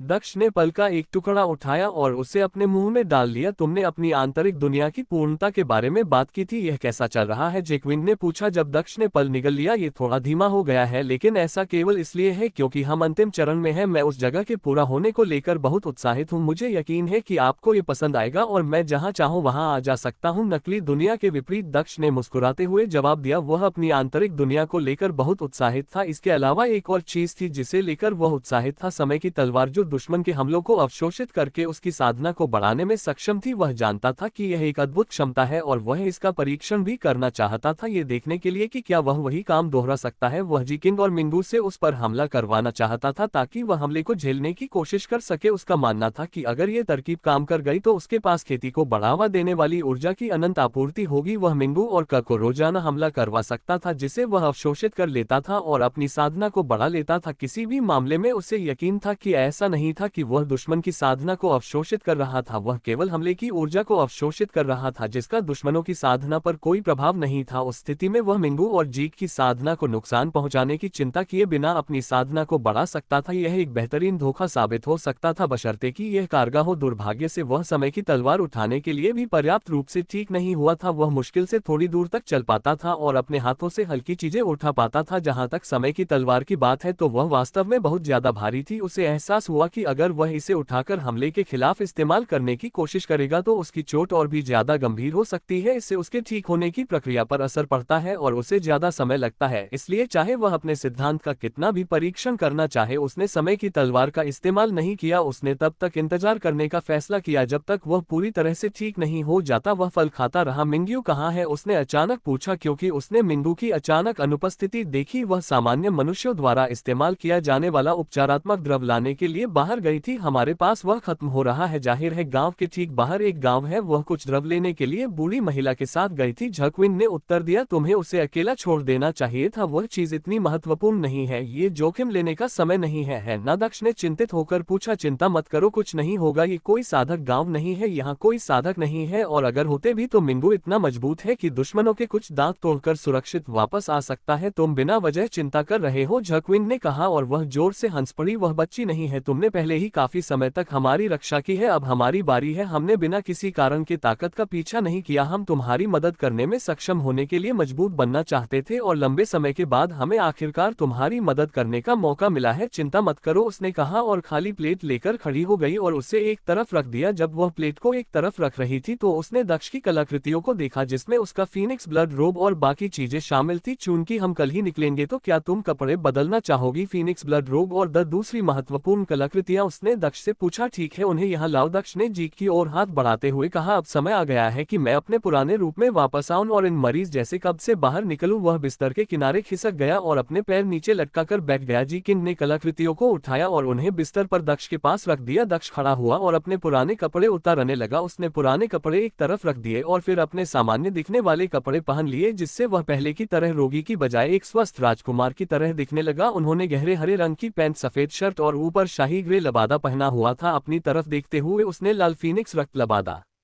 उठाया और उसे अपनी पीठ पर पहन लिया। ये जैसे ही उसने फीनिक्स ब्लड रोब पहना, दक्ष ने उस चीज को देखा जो पहले फीनिक्स ब्लड रोब के नीचे पड़ी थी, जो उसके नजर से छिपी हुई थी। जब उसने बिस्तर पर पड़े काले दस्ताने देखे तो उसके चेहरे पर उदासी छा गई। ये दस्ताने उसे नष्ट हो चुके दिव्य स्वर्ग संप्रदाय से एक परीक्षण के बाद प्राप्त हुए थे। उस समय उसे लगा था कि ये दस्ताने कुछ खास है और उसने इन्हें पहन लिया था। तब से वह हमेशा इन दस्ताने को पहनता है और कभी नहीं उतारता। दरअसल ये दस्ताने इतने सामान्य हो गए कि वह ये भी भूल गया कि उसने इन्हें पहना हुआ है। अब जब उसने उन्हें बिस्तर पर देखा तो उसे उनकी याद आ गई और यह भी कि उसने उनका किस प्रकार स्वागत किया था। ये दस्ताने मैं तुम्हें हमेशा पहने हुए देखती हूँ। मैं तुम्हारी अधिकांश कलाकृतियों के बारे में जानती हूँ, लेकिन उनके बारे में नहीं। इन दस्तानों में क्या खास है? जक्विंग ने दक्ष से पूछा। जब उसने उसे दस्तानों को घूरते हुए देखा, दक्ष के थके हुए होठों से एक गहरी आह निकली और फिर उसने आगे कहा, काश मुझे इस सवाल का जवाब पता होता। ये दस्ताने कथित तौर पर एक खजाना है और एक उच्च श्रेणी का खजाना, लेकिन मेरे लिए वे बिल्कुल बेकार लगते हैं। अब तक मैं ये समझ नहीं पाया कि वे क्या करते हैं। हालांकि मैंने उन्हें दिव्य स्वर्ग संप्रदाय से प्राप्त किया था, इसलिए वे विशेष होने चाहिए। कम से कम मैंने तो यही सोचा था, लेकिन मुझे अपनी धारणा पर संदेह होने लगा है। मुझे लगता है कि दिव्य स्वर्ग संप्रदाय ने मुझे ठगा है। दक्ष ने आह भरते हुए उत्तर दिया, जो भी हो, भले ही यह ट्रोलिंग ही क्यों ना हो, मुझे इन दस्तानों की आदत हो गई है। अब इससे कोई फर्क नहीं पड़ता, उन्होंने कहा और दस्तानों को उठाकर पहन लिया। सौभाग्य से प्राचीन अंगूठी और नकली दुनिया की अंगूठी बूढ़ी औरत ने नहीं उतारी। उसे यकीन नहीं था कि वह अंगूठी उतार भी पाएगी या नहीं, क्योंकि वह उसकी आत्मा से बंधी हुई थी। लेकिन वह खुश था। कपड़े पहनने के बाद दक्ष थककर बिस्तर पर बैठ गया। उसके पैरों में फिर से दर्द होने लगा था। चूंकि हम वापस जाना चाहते हैं, इसलिए हमें उस डू के साम्राज्य तक जाना होगा। झकिंग ने दक्ष से पूछा, तुम वहां कैसे पहुंचने की योजना बना रहे हो? क्या मतलब है तुम्हारा? दक्ष ने पूछा, मेरा मतलब है एक महिला पर जबरदस्ती करने के आरोप। क्या आपने नहीं कहा कि यह सबके सामने लगाए गए थे? 20 दुनिया के लोगों के सामने आपने एस्टेरिया में अपनी बेगुनाही ही साबित कर दी, लेकिन अभी ज्यादा समय नहीं हुआ है। जिक ने जवाब दिया, मुझे नहीं लगता कि यह खबर अगले साम्राज्य तक भी पहुंची होगी। डू साम्राज्य तक तो बिल्कुल नहीं, बाकी दुनिया के लिए तुम अभी भी एस्टेरिया के अपराधी हो। क्या वे तुम्हारा स्वागत करेंगे? उसने पूछा। इसके अलावा आपने उनके साथ लड़ाई की और उनके मेहमानों का अपहरण कर लिया और यहाँ तक कि उन्हें मार डाला, जिससे उनका टूर्नामेंट खराब हो गया। मुझे लगता है कि वे आपको देखते ही मार सकते हैं। आपको उनके टेली पोर्टल का उपयोग करने की अनुमति देना तो दूर की बात है। उसने आगे कहा, खैर आपकी चिंताएं निरर्थक है, क्योंकि मैं उनके पास अतिथि के रूप में नहीं जा रहा हूँ। बेशक मैं हमेशा की तरह ही प्रवेश करूंगा, उन्हें ये भी पता नहीं चलेगा कि मैं कब आया और कब चला गया। दक्ष ने मुस्कुराते हुए उत्तर दिया। क्या ऐसा है? विंग ने दक्ष से पूछा और उसे ऊपर से नीचे तक घूरने लगी। तुम ऐसा करोगे? और कौन? दक्ष ने पूछा। बेशक मैं। झक विंग ने दक्ष को घूरते हुए अपनी आंखें घुमाई। तुम जो ठीक से चल भी नहीं सकते, महल में घुसपैठ करोगे? मुझे यकीन है कि आप अपनी सामान्य स्थिति में आसानी से ऐसा कर सकते हैं, लेकिन जिस तरह से आप अभी हैं, आप इसके बारे में सोच भी नहीं सकते। अगर आपकी यही योजना है तो हम कल नहीं जा रहे हैं। हम तब तक इंतजार करेंगे जब तक आप पूरी तरह से ठीक नहीं हो जाते। उसने कहा, चलो मुझ पर भरोसा रखो, तब तक मैं ठीक हो जाऊंगा। वैसे भी अब मैं अपने नियमों का पालन कर सकता हूं। मैं ठीक हो जाऊंगा और कल जाने के बारे में तो ये तय हो चुका है। दक्ष ने जोर देते हुए कहा, हिलने से इनकार करता हुए, मैं तुम्हें पूरी तरह से ठीक होने से पहले रॉयल पैलेस के करीब नहीं जाने दूंगी। तुम जाना चाहती हो, ठीक है, हम कल चले जाएंगे, लेकिन हम साम्राज्य में तभी प्रवेश करेंगे जब तुम तब तक ठीक हो जाओगी। क्या तुम सहमत हो? जी क्वीन ने दक्ष से पूछा और उसने उस पर एक शर्त रखी। ठीक है, मैं साम्राज्य में तभी प्रवेश करूंगा जब मैं सुरक्षित रहूंगा। दक्ष ने सहमति जताए। हम आपने तो पूरी तरह से कपड़े पहन रखे हैं, क्या आप कहीं जा रहे हैं? इस हालत में चल रहे हैं? जैसे ही दक्ष ने सहमति जताई, उसने एक बूढ़ी आवाज सुनी। तंबू के प्रवेश द्वार की ओर देखते हुए उसने एक बूढ़ी औरत को प्रवेश करते देखा। आह दादी, आप वापस आ गई, दक्ष ने कहा, क्योंकि उसे एहसास हुआ कि यह बूढ़ी औरत ही थी जिसने उसे बचाया था। मिंगू भी बूढ़ी महिला के पीछे पीछे अंदर आ गई, जिससे दक्ष को राहत मिली कि वह सुरक्षित है। मैं जा रही हूँ, अब मुझे बताओ, क्या तुम जा रहे हो? बूढ़ी औरत ने दक्ष से फिर पूछा। हाँ, कल मैं निकल जाऊंगा। मुझे लगता है कि अब मैं यात्रा करने के लिए ठीक हूँ, इसके अलावा मुझे एक जगह जाना है, मैं पहले ही देर से जा रहा हूँ, इसलिए बस इतना ही करना है। दक्ष ने कहा हाँ ठीक है। बूढ़ी महिला थोड़ा अचंभित हुई और उसने अपना सिर हिलाया। क्या आप दुखी है दादी जी? किन ने बूढ़ी महिला से पूछा, क्योंकि उसने उसकी निराशा देखी थी। मैं क्यों नहीं जाऊंगी, बूढ़ी महिला ने आगे बढ़ते हुए जवाब दिया। वह दक्ष के ठीक बगल में आकर बैठ गई। मैं अपने बेटे के साथ यहाँ रहती थी, 2 साल पहले वह चला गया और कभी वापस नहीं आया। तुम्हारे आने से मुझे ऐसा लगा जैसे मुझे मेरा बेटा और कुछ बेटियां वापस मिल गई हैं। मैं कितनी मूर्ख हूँ, मैं भूल गई कि तुम सिर्फ मेहमान हो जो हमेशा मेरे साथ नहीं रहोगे, उसने कहा और उसके गाल पर आंसू की एक बूंद टपक पड़ी। मेरी चिंता मत करो, मैं बस बकवास कर रही हूँ, उसने कहा और अपने आंसू पूछते हुए खड़ी हो गई। वह तंबू से बाहर जाने लगी। आह दादी, आप मेरे साथ क्यों नहीं आती जी? क्वीन ने अचानक कहा। वह महिला के चेहरे पर उदासी नहीं देख पाया। इस महिला ने उनके लिए सबसे कीमती व्यक्ति की जान बचाई थी। उन्हें ये भी नहीं पता था कि वे उस महिला का कितना शुक्रिया अदा कर सकते हैं अगर वे उसे अपने साथ ले जाकर और उसे एक अच्छी कंपनी ढूंढने में मदद करके उसे खुश रख सकते थे। तो ये बहुत बढ़िया था। तुम क्या सोचते हो, उसने दक्ष से पूछा। लेकिन जी किन, उसे हमारे साथ ले जाना, तुम्हें पता है कि हम साम्राज्य जा रहे हैं, ये हमारे लिए जोखिम भरा होगा। दादी को हमारे साथ रखना उनके लिए भी जोखिम भरा होगा। दक्ष ने अपना सिर हिलाते हुए कहा हम उसे नहीं ले जा सकते। ठीक है, मेरी चिंता मत करो, मुझे लगता है कि मैं भी यही रहना पसंद करूंगी। बूढ़ी महिला ने दक्ष की अनिच्छा को देखते हुए कहा। वह सिर्फ इसलिए उन पर बोझ नहीं बनना चाहती थी क्योंकि उसने दक्ष की जान बचाई थी। बेवकूफ, क्या गिरने पर तुम्हारे दिमाग पर भी चोट लगी थी? तुम एक बहुत ही बुनियादी चीज भूल गए हो। बेशक मेरा मतलब यह नहीं है कि उसे तुम्हारे साथ यात्रा करवाना है, मेरा मतलब था कि उसे हमारे साथ ले जाना। जविंग ने अपनी आवाज ऊंची करते हुए कहा। आह, मैं समझ गया, तुम्हारा मतलब नकली दुनिया से था, दक्ष ने कहा जब उसे एहसास हुआ कि वह क्या कहना चाह रही थी। नकली दुनिया एक ऐसी जगह है जहां मैं केवल अपने सबसे करीबी लोगों को ही भेज सकता हूं। भले ही दादी ने मेरी जान बचाई हो, फिर भी यह जोखिम भरा। अगर मैं असफल रहा तो वह इस प्रक्रिया में मर जाएगी, ऐसा न करना ही बेहतर है। उसने एक बार फिर ऐसा करने से इनकार करने से पहले समझाया। तुम जकी को समझ नहीं आया कि कैसे प्रतिक्रिया दे। दक्ष का स्पष्टीकरण भी सही था। अगर उसने इस प्रक्रिया में उसे मार दिया तो उसे हमेशा उस व्यक्ति को मारने का पछतावा होगा जिसने उसे बचाया था। उस व्यक्ति को मारने से बेहतर था कि उसे छोड़ दिया जाए। जी किंग ने बूढ़ी औरत की तरफ देखा और माफी मांगी। मुझे माफ करना दादी, लेकिन वह सही है, हम आपको नहीं ले जा सकते, इसकी चिंता मत करो। जैसा कि मैंने कहा, मैं यही रहना पसंद करती हूँ, शायद एक दिन मेरा बेटा वापस आ जाएगा, मैं उसके लिए यही रहना चाहती हूँ। वृद्ध महिला ने तंबू से बाहर निकलते समय मुस्कुराते हुए कहा। बूढ़ी औरत की अकेली पीठ को दूर जाते देख जिविन ने एक गहरी सांस छोड़ी। मुझे पता है कि यह कठिन है, लेकिन यह इस तरह से बेहतर है, दक्ष ने जीकी के कंधे को सहला हुए कहा। मिंगू भी आगे बढ़ा और दक्ष के पास बैठ गया। बाहर की यात्रा कैसी रही, क्या तुम्हें कोई साधक मिला? दक्ष ने मिंगू से पूछा। कोई नहीं, आश्चर्य की बात है कि पास के गांव में केवल नश्वर लोग ही हैं, हालांकि उनमें भी काफी संख्या में बदमाश है, उसने कहा। क्यों, उन्होंने क्या किया? दक्ष ने पूछा। उन्होंने कुछ ऐसा कहा जो मुझे पसंद नहीं आया, इसलिए मैंने उनकी जीभ खींच ली और उनके दांत तोड़ दिए, मिंगू ने सहजता से उत्तर दिया। यह अच्छी बात है, लेकिन आपने उन पर गहरा प्रभाव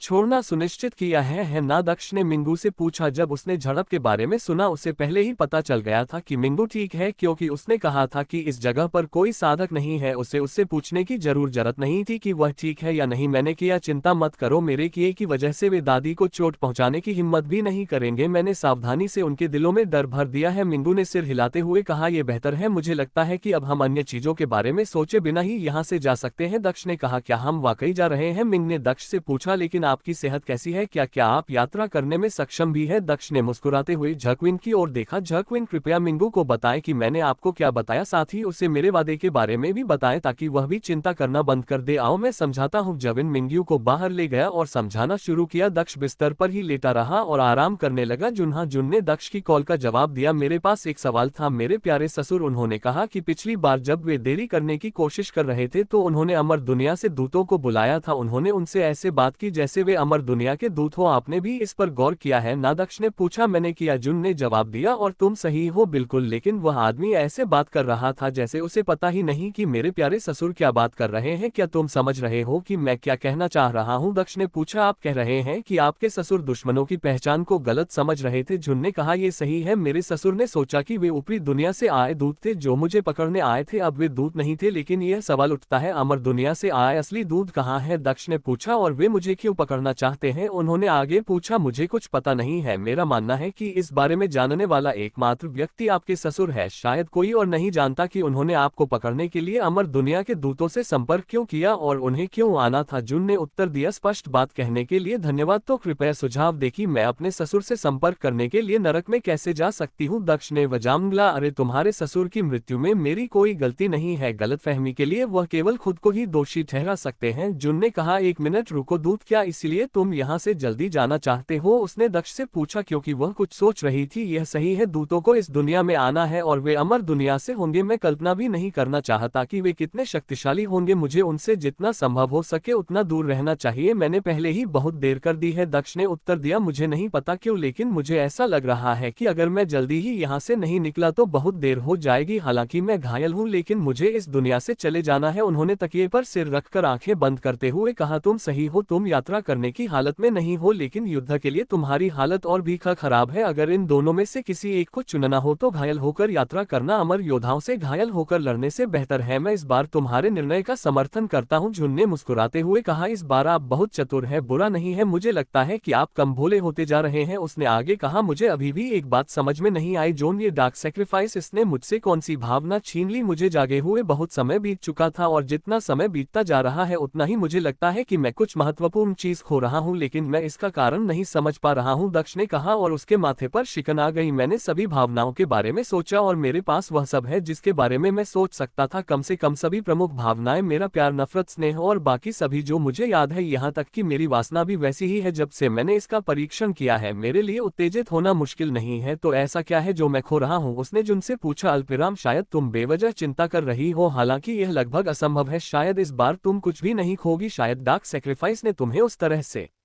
प्रभावित नहीं किया, या शायद जो तुमने खोया वह इतना मामूली था कि तुम्हें याद भी नहीं है। किसी भी मामले में इसके बारे में सोचना बंद करो, जून ने दक्ष से कहा जब उसने उसके चेहरे को देखा। हर चीज के बारे में चिंता करना बंद करो और सिर्फ अपने उपचार पर ध्यान दो। तुमने कोई भावना नहीं खोई और जहां तक दूतों का सवाल है, बस जितनी जल्दी हो सके वहां से निकलने की पूरी कोशिश करो और तुम ठीक हो जाओगे। ऐसा नहीं है कि उन्हें तुम्हें ढूंढने में आसानी होगी, उसने गायब होने से पहले आगे कहा। ऐसे ही जून ने अमर दुनिया के दूतों के बारे में बात की थी। फैन शो की दुनिया में एस्टेरिया साम्राज्य के मध्य में 5 पोर्टल प्रकट हुए, 5 आदमी द्वार से बाहर निकले और जमीन पर उतरे, लेकिन जैसे ही वे बाहर आए उनके मुंह खुले रह गए। ऐसा लगता है कि हमें ये सुनिश्चित करने की आवश्यकता नहीं होगी कि सम्राट सच बोल रहा था या नहीं, ये निश्चित रूप से सच था। 5 दूतों में से एक ने कहा जब वे सीधे सामने शहर को देख रहे थे जो लगभग पूरी तरह से नष्ट हो चुका था। शहर के लोग नष्ट हो चुकी इमारतों की सफाई कर रहे थे और मलबे से शवों को बाहर निकाला जा रहा था, हर जगह खून ही खून दिखाई दे रहा था। 5 दूतों को रॉयल पैलेस को पहचानने में कोई कठिनाई नहीं हुई क्योंकि उसका एक छोटा हिस्सा अभी भी खड़ा हुआ था। क्या आप भी वातावरण में अंधकार महसूस कर सकते हैं? 5 दूतों के नेता ने अन्य 4 से पूछा। मैं कर सकता हूं, मैं भी कर सकता हूं। ये निश्चित रूप से कुछ वैसा ही है जैसा कि स्वर्गीय दानव अपने अंधेरे बलिदान का उपयोग करते समय करते हैं। अंधकार बहुत घना है, ये निश्चित रूप से एक स्वर्गीय दानव का काम है। मुझे लगता है कि हम थोड़ा देर से आए थे। स्वर्गीय दानव सम्राट से भाग गया था। हमने सोचा कि सम्राट झूठ बोल रहा है क्योंकि स्वर्गीय दानव कभी भाग नहीं सकता। मुझे लगता है कि सम्राट ने कुछ गलत समझा है। स्वर्गीय दानव किसी अन्य कारण से चला गया, न कि इसलिए कि वह डर गया था। शायद उसे याद आया कि उसे कुछ महत्वपूर्ण काम करना है। ये सही है, सम्राट को लगा कि वह उससे भाग गया है और उसने पत्र में इसका उल्लेख किया, जिससे हमें लगा कि वह झूठ बोल रहा है। 5 दूतों के बीच चर्चा जारी थी और वे अपने आसपास के वातावरण का अवलोकन कर रहे थे। वे प्रारंभिक अवलोकन से यह समझने का प्रयास कर रहे थे कि यहाँ क्या हुआ था। टीम के नेता ने सभी सुझावों पर सहमति जताते हुए अपना सिर हिलाया। मुझे लगता है कि आप सही है। जहाँ तक स्वर्गीय दानव का सवाल है, वह आदमी शायद बीच में जो कुछ छोड़ गया था उसे पूरा करने के लिए वापस आया था और यह उसका परिणाम है, एक नष्ट शहर। उन्होंने कहा चलो किसी से पूछते हैं कि क्या हम सही है। राजघराने में कोई तो होगा जो ऐसी चीजों के बारे में जानता होगा, दूसरे दूत ने कहा और उसने किसी व्यक्ति को ढूंढते हुए इधर उधर देखा। पास में एक व्यक्ति को देखकर उसने पुकारा, अरे रुको। एक बूढ़ा आदमी अपने घर की ओर जा रहा था। तभी उसने पीछे से एक आवाज सुनी। रुकने के बाद उसने पीछे मुड़कर देखा तो कुछ अजीबोगरीब कपड़े पहने हुए लोग थे। उनके कपड़े इस साम्राज्य में आमतौर पर पहने जाने वाले कपड़ों कपड़ों से थोड़े अलग लग रहे थे, लेकिन वे कपड़े बुरे नहीं लग रहे थे। हाँ, तुम क्या चाहते हो? उसने पूछा।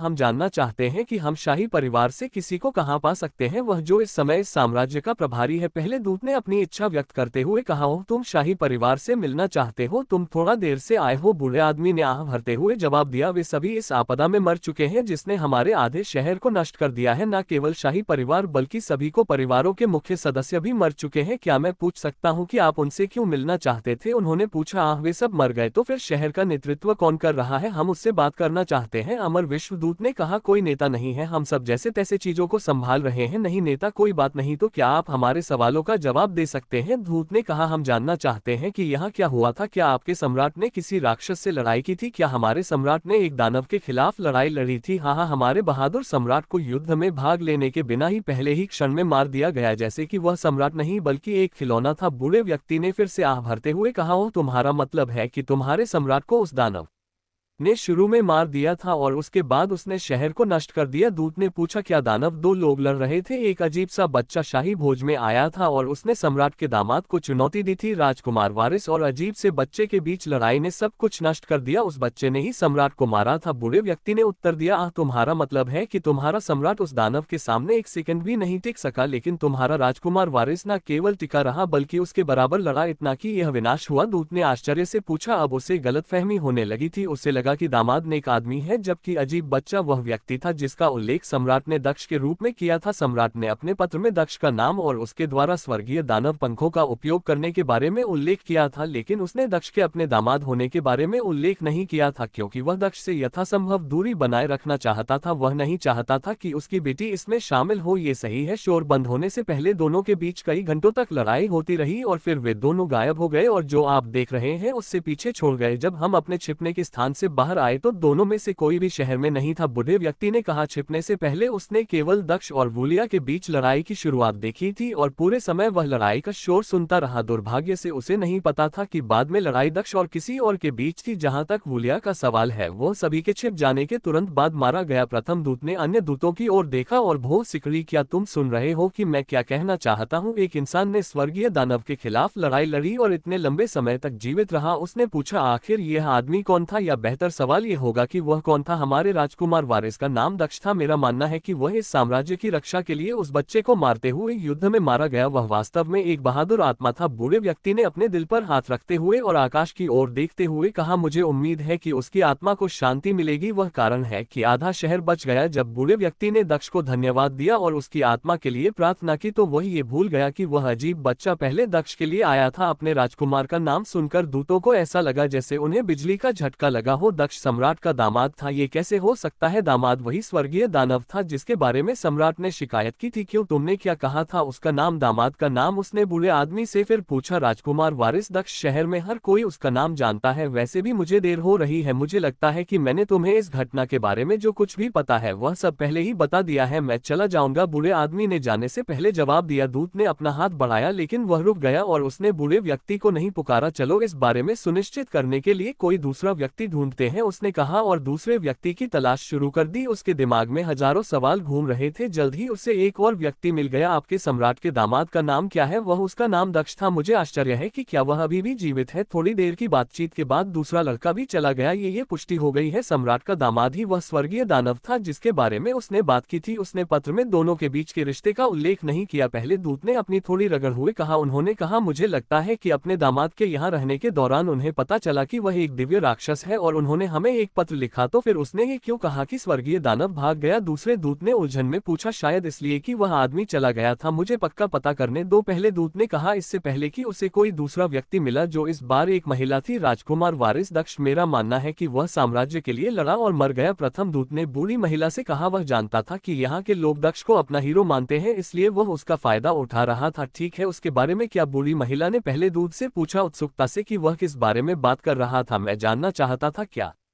उसने पिछले महीने किसी कारणवश इस साम्राज्य को छोड़ दिया था। प्रथम दूत ने पूछा, हाँ ये सही है। राजकुमार वारिस और सम्राट के बीच कुछ विवाद हुआ था जिससे राजकुमार वारिस नाराज हो गया था। वह सम्राट के बेटे का अपहरण करते हुए चला गया। बुढ़िया ने जवाब दिया, तुम इस बारे में क्यों पूछ रहे हो? उसने सम्राट के बेटे का अपहरण किया? क्या वह उसका दामाद नहीं था? वह अपने साले का अपहरण क्यों करेगा? क्या कोई कारण था? दूत ने पूछा, ऐसा इसलिए हुआ क्योंकि राजकुमार ने राजकुमार वारिस पर किसी गंभीर अपराध का झूठा आरोप लगाया था। हम सभी ने सोचा था कि राजकुमार वारिस दोषी है, यहाँ तक कि सम्राट भी गुस्से में। ऐसा हुआ, लेकिन राजकुमार वारिस वापस आया और उसने अपनी बेगुनाही साबित कर दी। महिला ने दक्ष से कहा, ओ मदद के लिए शुक्रिया, बस इतना ही, आप जा सकती हैं। दूत ने महिला को जाने देते हुए कहा, उसे सभी जरूरी जवाब मिल गए थे। बूढ़ महिला ने दूत की ओर संदेह भरी निगाहों से देखा, ये सोचकर कि यह अजीब दिखने वाले लोग कौन है। उसने 2 बार पूछा था कि वे दक्ष के बारे में क्यों जानना चाहते हैं, लेकिन उन्होंने कोई जवाब नहीं दिया था। तुम उसके बारे में क्यों जानना चाहते हो? उसने तीसरी बार पूछा, लेकिन अब भी उसे कोई जवाब नहीं मिला। दूतों ने उसे पूरी तरह से नजरअंदाज कर दिया और वे अपने विचारों में खोए हुए चलते रहे। क्या आप भी मेरी तरह ही सोच रहे हैं? पहले दूत ने अपनी ठुड रड़ते हुए बाकी लोगों से पूछा, मैं ऐसा मानता हूँ। द्वितीय दूत ने कहा, यह दक्ष सम्राट लू का दामाद था। उस समय तक सब कुछ ठीक था, फिर तथाकथित फंसाया गया और दक्ष को अपनी शक्तियों का उपयोग करके वहां से चले जाने के लिए मजबूर होना पड़ा। यही वह समय था जब उसकी स्वर्गीय दानव विरासत सम्राट के सामने उजागर हुई। प्रथम दूत ने कहा, उसका मानना था कि दक्ष गलत था और दक्ष भाग गया था। उसने हमसे संपर्क करके जानकारी दी, जबकि दक्ष के साथ उसके रिश्ते के बारे में जानकारी छिपाए। ऐसा नहीं था कि स्वर्गीय दानव सम्राट से डर गया था और भाग गया था। वह सम्राट से नाराज था और चला गया, लेकिन उसने अपने ससुर को कोई नुकसान नहीं पहुंचाया, शायद अपनी पत्नी के कारण। उन्होंने कहा, अंततः वह वापस आया जब वह शांत हो गया और उसने अपनी बेगुनाही साबित कर दी तथा सम्राट के साथ तब तक रहने लगा जब तक कि कोई अन्य शत्रु उसे मारने नहीं आया। और यह सब हुआ। उन्होंने अंततः अपनी सटीक धारणा को पूरा करते हुए कहा, सवाल यह है कि जो दुश्मन दक्ष को चुनौती देने आया था वह आसानी से पीक सेंट्रियल सम्राट को मारने में सक्षम था। वह कौन था? तीसरे दूत ने पूछा, शायद वह कोई और स्वर्गीय दानव था। एक ही पक्ष के 2 लोगों के बीच संघर्ष, ये कोई स्वर्गीय योद्धा नहीं हो सकता, अन्यथा हमें इसके बारे में जानकारी मिल जाती। प्रथम दूत ने भूसीढ़ी दानव रक्तर रेखा सदस्य यहाँ लड़ रहे थे और सब कुछ नष्ट कर रहे थे और ये परिणाम है। उन्होंने कहा, लड़ाई के अंत के साथ ही 2 लोग गायब हो गए और कोई नहीं जानता कि वे कहाँ गए। शहर से विनाश का कोई निशान नहीं है, इसलिए यह असंभव है कि वे लड़ते हुए चले गए। मुझे लगता है कि उनमें से एक मारा गया और दूसरा बच गया, और जो जीवित बचा था वह निश्चित रूप से एक स्वर्गीय दानव था। उन्होंने कहा, यह सही है, अब हमारा मिशन इस स्वर्गीय दानव को ढूंढना है। दूसरे दूत ने कहा। पहले दूत ने सिर हिलाते हुए कहा। उसने 5वें दूत की ओर देखा, क्योंकि उसने कहा था, तुम अमर दुनिया में वापस जाओ और उत्तरी सम्राट को सूचित करो कि यहाँ एक स्वर्गीय दानव प्रकट होने की सूचना सच है। इस बीच हम उसे पकड़ने की कोशिश करेंगे अगर वह इस ग्रह से भाग नहीं गया है। जैसे ही योजना ने आकार लेना शुरू किया, 5 पुरुषों की टीम का 5वां आदमी इस स्थान से वापस अमर दुनिया के लिए रवाना हो गया। बाकी लोगों ने अंधेरे के उस रास्ते का अनुसरण करना शुरू कर दिया जो दक्ष की आभा से निकला था जब वह अपने डार्क सैक्रिफाइस रूप में था। वे इस रास्ते को रॉयल सिटी से निकलते हुए देख सकते थे। जब दक्ष धीमे कदमों से तंबू से बाहर निकला तो गर्म सुबह आ चुकी थी। जहां तक महिलाओं का सवाल है, उन्होंने तंबू और बाकी सामान को अपने भंडारण घेरे के अंदर रख दिया और जाने के लिए तैयार हो गई। दक्ष उस बूढ़ी महिला को अंतिम अलविदा कह रहा था जिसने उसकी जान बचाई थी। ठीक है दादी, अब हमारे जाने का समय हो गया है, उसने बूढ़ी महिला से कहा और उसके कमजोर हाथों को पकड़ लिया। आपने मेरी जो मदद की है उसके लिए आपका बहुत बहुत धन्यवाद। मुझे धन्यवाद मत दो, मैंने कुछ खास नहीं किया और बदले में मुझे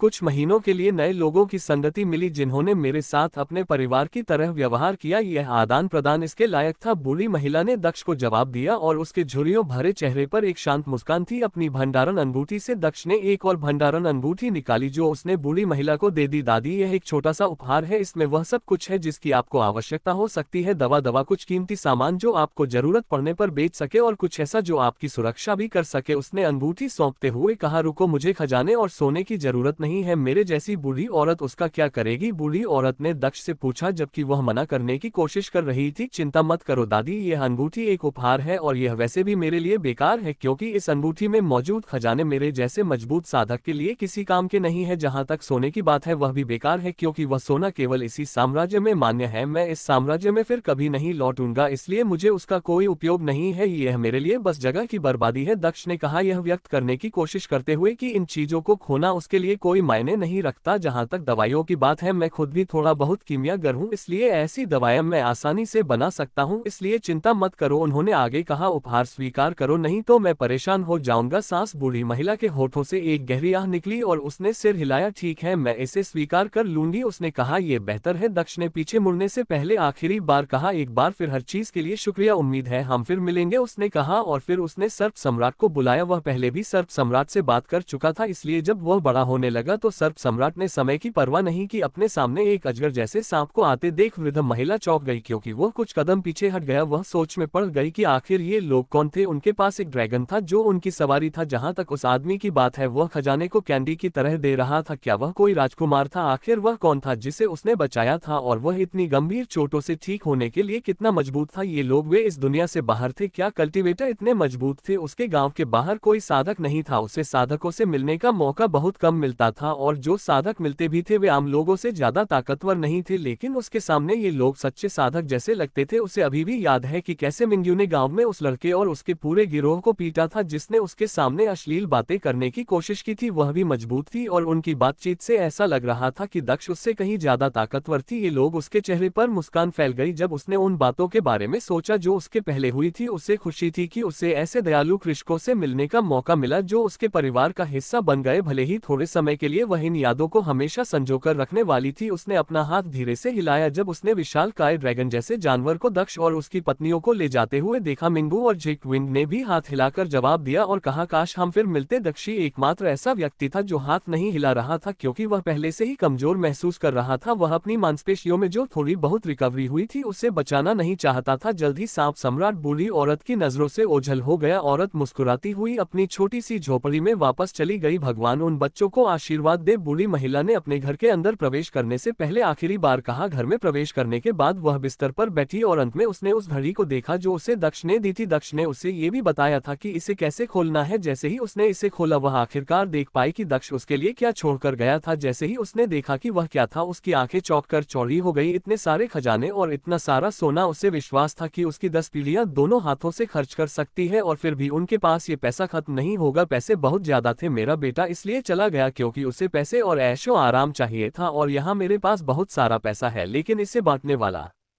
कोई नहीं है। कितना दुर्भाग्यपूर्ण है, बुढ़िया ने आह भरते हुए कहा। उसने अंगूठी को अपने बिस्तर के नीचे छिपा दिया, क्योंकि उसे एहसास था कि अगर वह सार्वजनिक स्थानों पर इस अंगूठी को पहनेगी तो वह मुसीबत में फंस जाएगी। वो महिला बहुत अच्छी थी। मुझे ऐसे लोगों को देखकर खुशी हुई, अन्यथा हम सभी बदमाशों और बुरे लोगों से मिलते हैं, जक्विन ने दक्ष से कहा, जबकि वह ताजी हवा में सांस लेते हुए आगे देख रही थी। सच है, वह एक अच्छी महिला थी। उसने मेरी जान बचाई, फिर भी उसमें कोई लालच नहीं था। जब मैंने उसे अंगूठी दी तो उसने अंदर देखने की भी जहमत नहीं उठाई। तब मुझे एहसास हुआ कि वह पैसे के लिए कुछ नहीं कर रही थी। दक्ष ने मुस्कुराते हुए कहा, सच है, अगर वह कोई लालची व्यक्ति होता तो वह मेरी बात सुनना बंद कर देता और अंगूठी में झांकता। हमारे जाने के बाद भी उसने नहीं देखा। मुझे संदेह है कि वह कभी भी अंगूठी में छोड़ी गई आपकी संपत्ति का उपयोग करेगी। वह अंगूठी शायद उसकी झोपड़ी के किसी पुराने कोने में पड़ी रहेगी जब वह अपना पुराना जीवन जीगी और मर जाएगी। मिंगू ने सहमति जताई। ये तो उसे ही तय करना है, लेकिन हाँ, अगर मैं भविष्य में कभी इस जगह पर वापस आऊंगा तो मैं निश्चित रूप से उससे मिलने जाऊंगा, दक्ष ने कहा, और वह अपने गंतव्य तक पहुंचने के लिए प्रतीक्षा करते हुए सर्प सम्राट की पीठ पर लेट गया। अमर दुनिया के 5 दूत 4 हो गए थे, क्योंकि वे दक्ष द्वारा छोड़ी गई अंधेरी आभा का पीछा कर रहे थे। वे यात्रा करते समय डाकोरा का ध्यानपूर्वक अनुसरण करते थे, ये सुनिश्चित करते हुए कि वे कोई गलती न करें। हालांकि इससे उनकी गति धीमी हो गई, लेकिन उन्होंने इसकी परवाह नहीं की। उनकी यात्रा कई दिनों तक जारी रही और वे दक्ष के रास्ते कई शहरों और जंगलों से होकर गुजरे। वे रास्ते में खाने या आराम करने के लिए भी समय नहीं निकालते। वास्तव में वे 5वें दिन ही हवा में रुके। अजीब बात है, ये आभा यही रुकनी चाहिए और इसके बाद उसका कोई पता नहीं है। दूतों में से एक ने भो कहा। चारों दूत यह सोचते हुए नीचे जाने लगे कि क्या हुआ होगा। क्या उसने अपनी आभा को छिपाने के लिए किसी ताबीज का इस्तेमाल किया था, या फिर यहाँ से इस दुनिया से दूर टेलीप हो गया था। एक अन्य ने संभावना जताई। जमीन पर उतरते ही पहले दूत ने अपना सिर हिलाकर इस संभावना को खारिज कर दिया। मुझे ऐसा नहीं लगता, इसे देखो, खून। उसने जमीन पर पड़े खून के निशानों की ओर इशारा करते हुए कहा, मुझे लगता है कि मेरे पास एक सिद्धांत है। 2 स्वर्गीय राक्षसों के बीच लड़ाई आए, एक मारा गया और दूसरा भाग गया। उम्मीद है कि दक्ष, उसने कहा और अपने घुटनों को मोड़ा और अपनी उंगली जमीन पर रख दी। जहां तक दूसरे दिव्य दानव का सवाल है, वह बहुत घायल था, लेकिन उस हालत में भी वह इतनी दूर चला आया। ये वह जगह थी जहां वह और अधिक सहन नहीं कर सका और गिर पड़ा, बेहोश हो गया या यहाँ तक कि मर भी गया। उन्होंने सुझाव दिया अन्य दूत भी उसके साथ सहमत दिखे और उन्होंने अपना सिर हिलाया। संभव है इससे सब कुछ स्पष्ट हो जाएगा। जैसे ही वह गिरा उसकी आभा बंद हो गई, शायद वह यही मर गया। नहीं, ऐसा लगता है कि किसी ने उसके शरीर को यहाँ से खींच लिया है। हमें खून का पता लगाना होगा, पहले दूत ने कहा और उस दिशा में चलने लगा जहाँ बूढ़ी महिला दक्ष को ले गई थी। चूंकि महिला वृद्ध थी और दक्ष उसके लिए भारी था, इसलिए उसे थोड़ा घसीटना पड़ा, जिसके कारण ये निशान रह गए जिनका दूतों द्वारा अनुसरण किया जा रहा था। खून के निशान उन्हें सीधे बूढ़ी औरत की झोपड़ी तक ले जा रहे थे। दक्ष दूर साम्राज्य में पहुंच गया था जहां उसने पहली बार इस दुनिया में कदम रखा था। इस साम्राज्य का शाही महल वह जगह थी जहां एक पोर्टल था जो इस दुनिया और दुनिया को जोड़ता था, जो उसकी मंजिल थी। समस्या ये थी कि वह अभी भी अपने 100% पर नहीं था और पोर्टल तक पहुंचने के लिए उसे कई सुरक्षाओं से होकर गुजरना पड़ा। और अगर वह सम्राट डुलिया उसके बेटे से टकराता तो यह अराजकता होने वाली थी। दक्ष आखिरकार दूर साम्राज्य में पहुंच गया, लेकिन रुक गया। वह सांप सम्राट पर बैठा रहा जो एक चक्र में उड़ रहा था। चलो फैसला करो, हमें साम्राज्य में प्रवेश करना है या नहीं। मैं थक गया हूँ, सर्पट ने शिकायत की, क्योंकि उसने उसी स्थान पर अपना 97वां चक्कर लगाया था। बिल्कुल नहीं, तुमने वादा किया था, जैक्विन ने दक्ष से सख्ती से कहा। मुझे पता है कि मैंने वादा किया था कि अगर मैं पूरी तरह से ठीक नहीं हुआ तो मैं अंदर नहीं जाऊंगा, लेकिन समझने की कोशिश करो, हमें जितनी जल्दी हो सके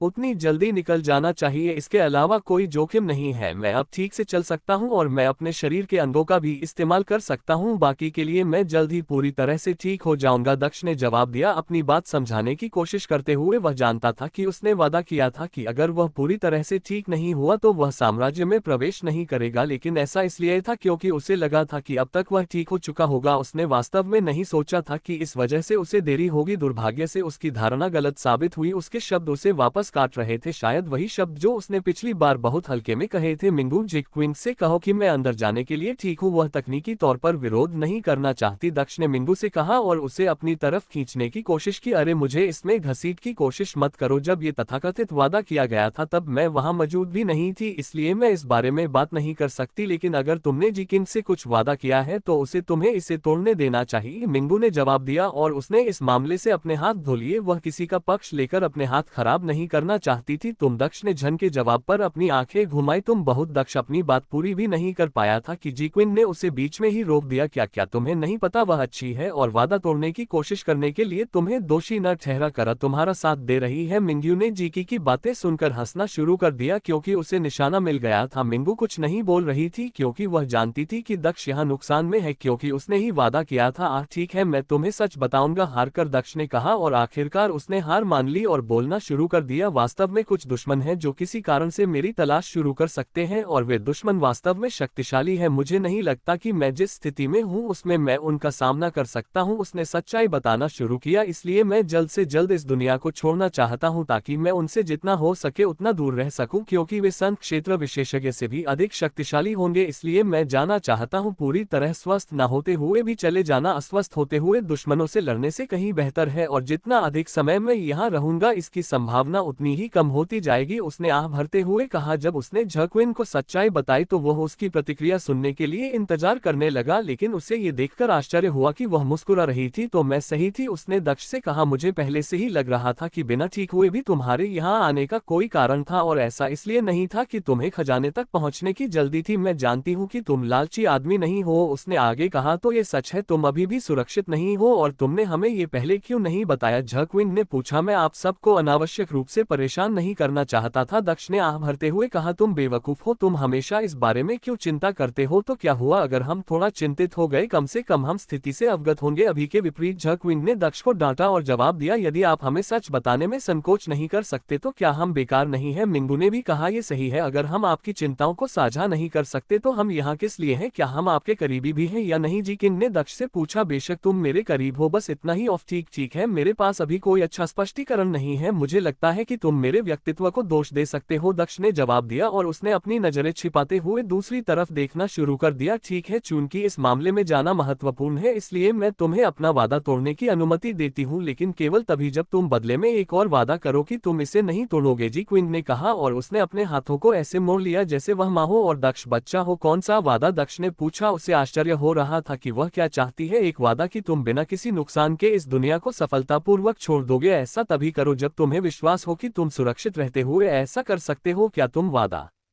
करते हो? जविंग ने पूछा। वह वादा? दक्ष ने मुस्कुराते हुए पूछा। क्या ये भी कोई वादा था? क्या इसकी कोई जरूरत भी है? बेशक मैं ऐसा करूंगा, सिर्फ एक बेवकूफ ही बिना सुनिश्चित हुए ऐसा जोखिम लेगा। दक्ष ने पूछने से पहले जवाब दिया, मैं कोई बेवकूफ नहीं हूं जो अपनी जिंदगी की परवाह नहीं करता है ना। उसके प्रश्न पर मिंगू और जिविन दूसरी ओर देखने लगे और कोई उत्तर नहीं दिया। अरे तुम मुझे जवाब क्यों नहीं दे रहे हो? दक्ष ने उनके जवाब पर आश्चर्य जताते हुए पूछा। आगे बढ़ते हुए, क्या तुम वादा करोगी या नहीं? जविंग ने पूछा और उसने पिछले सवाल को नजरअंदाज कर दिया। मैं वादा करता हूं कि मैं खुद को सुरक्षित रखते हुए निकलूंगा, चिंता मत करो। मैं वैसे भी ऐसी स्थिति में किसी से लड़ने की योजना नहीं बना रहा था। दक्ष ने सिर हिलाते हुए जवाब दिया। जब मिंगू और दक्ष के बीच समझौता हुआ तो उनमें से एक ऐसा था जो बाकी सभी से ज्यादा खुश था। सर्प सम्राट बहुत उत्साहित था। अंततः वह चलने में सक्षम हो गया। आखिरकार तुम दोनों सहमत हो गए। सवे चक्र पर यह राजा इस यातनापूर्ण और दुष्चक्र से मुक्त हो गया है। मैं आखिरकार आगे बढ़ सकता हूँ, उसने उत्साह से कहा और शहर की ओर उड़ना शुरू कर दिया। रुको, तुम हिल नहीं सकते, दक्ष ने सांप सम्राट को रोकते हुए कहा। हम क्यों नहीं? क्या तुम अब अंदर नहीं जाना चाहते? चलो, अपने बॉस के साथ इस तरह से मत उलझो, सांप सम्राट ने चिल्लाया, लेकिन वह फिर भी रुक गया। मैं दो बातें कहना चाहता हूँ। पहली बात, तुम मेरे बॉस नहीं हो और दूसरी बात, तुम शहर में प्रवेश नहीं कर सकते। तुम्हारे साथ उस जगह में प्रवेश करना एक बड़े साइन बोर्ड के साथ प्रवेश करने जैसा है कि दक्ष यहाँ है। दक्ष ने सांप सम्राट से कहा। पिछली बार से अलग, अब स्थिति अलग है। हमें इस बार चुपके से काम करना होगा ताकि डू के सम्राट के साथ कोई टकराव ना हो। पहले से अलग, इस बार मैं उससे लड़ने की स्थिति में नहीं हूँ, उन्होंने आगे बताया।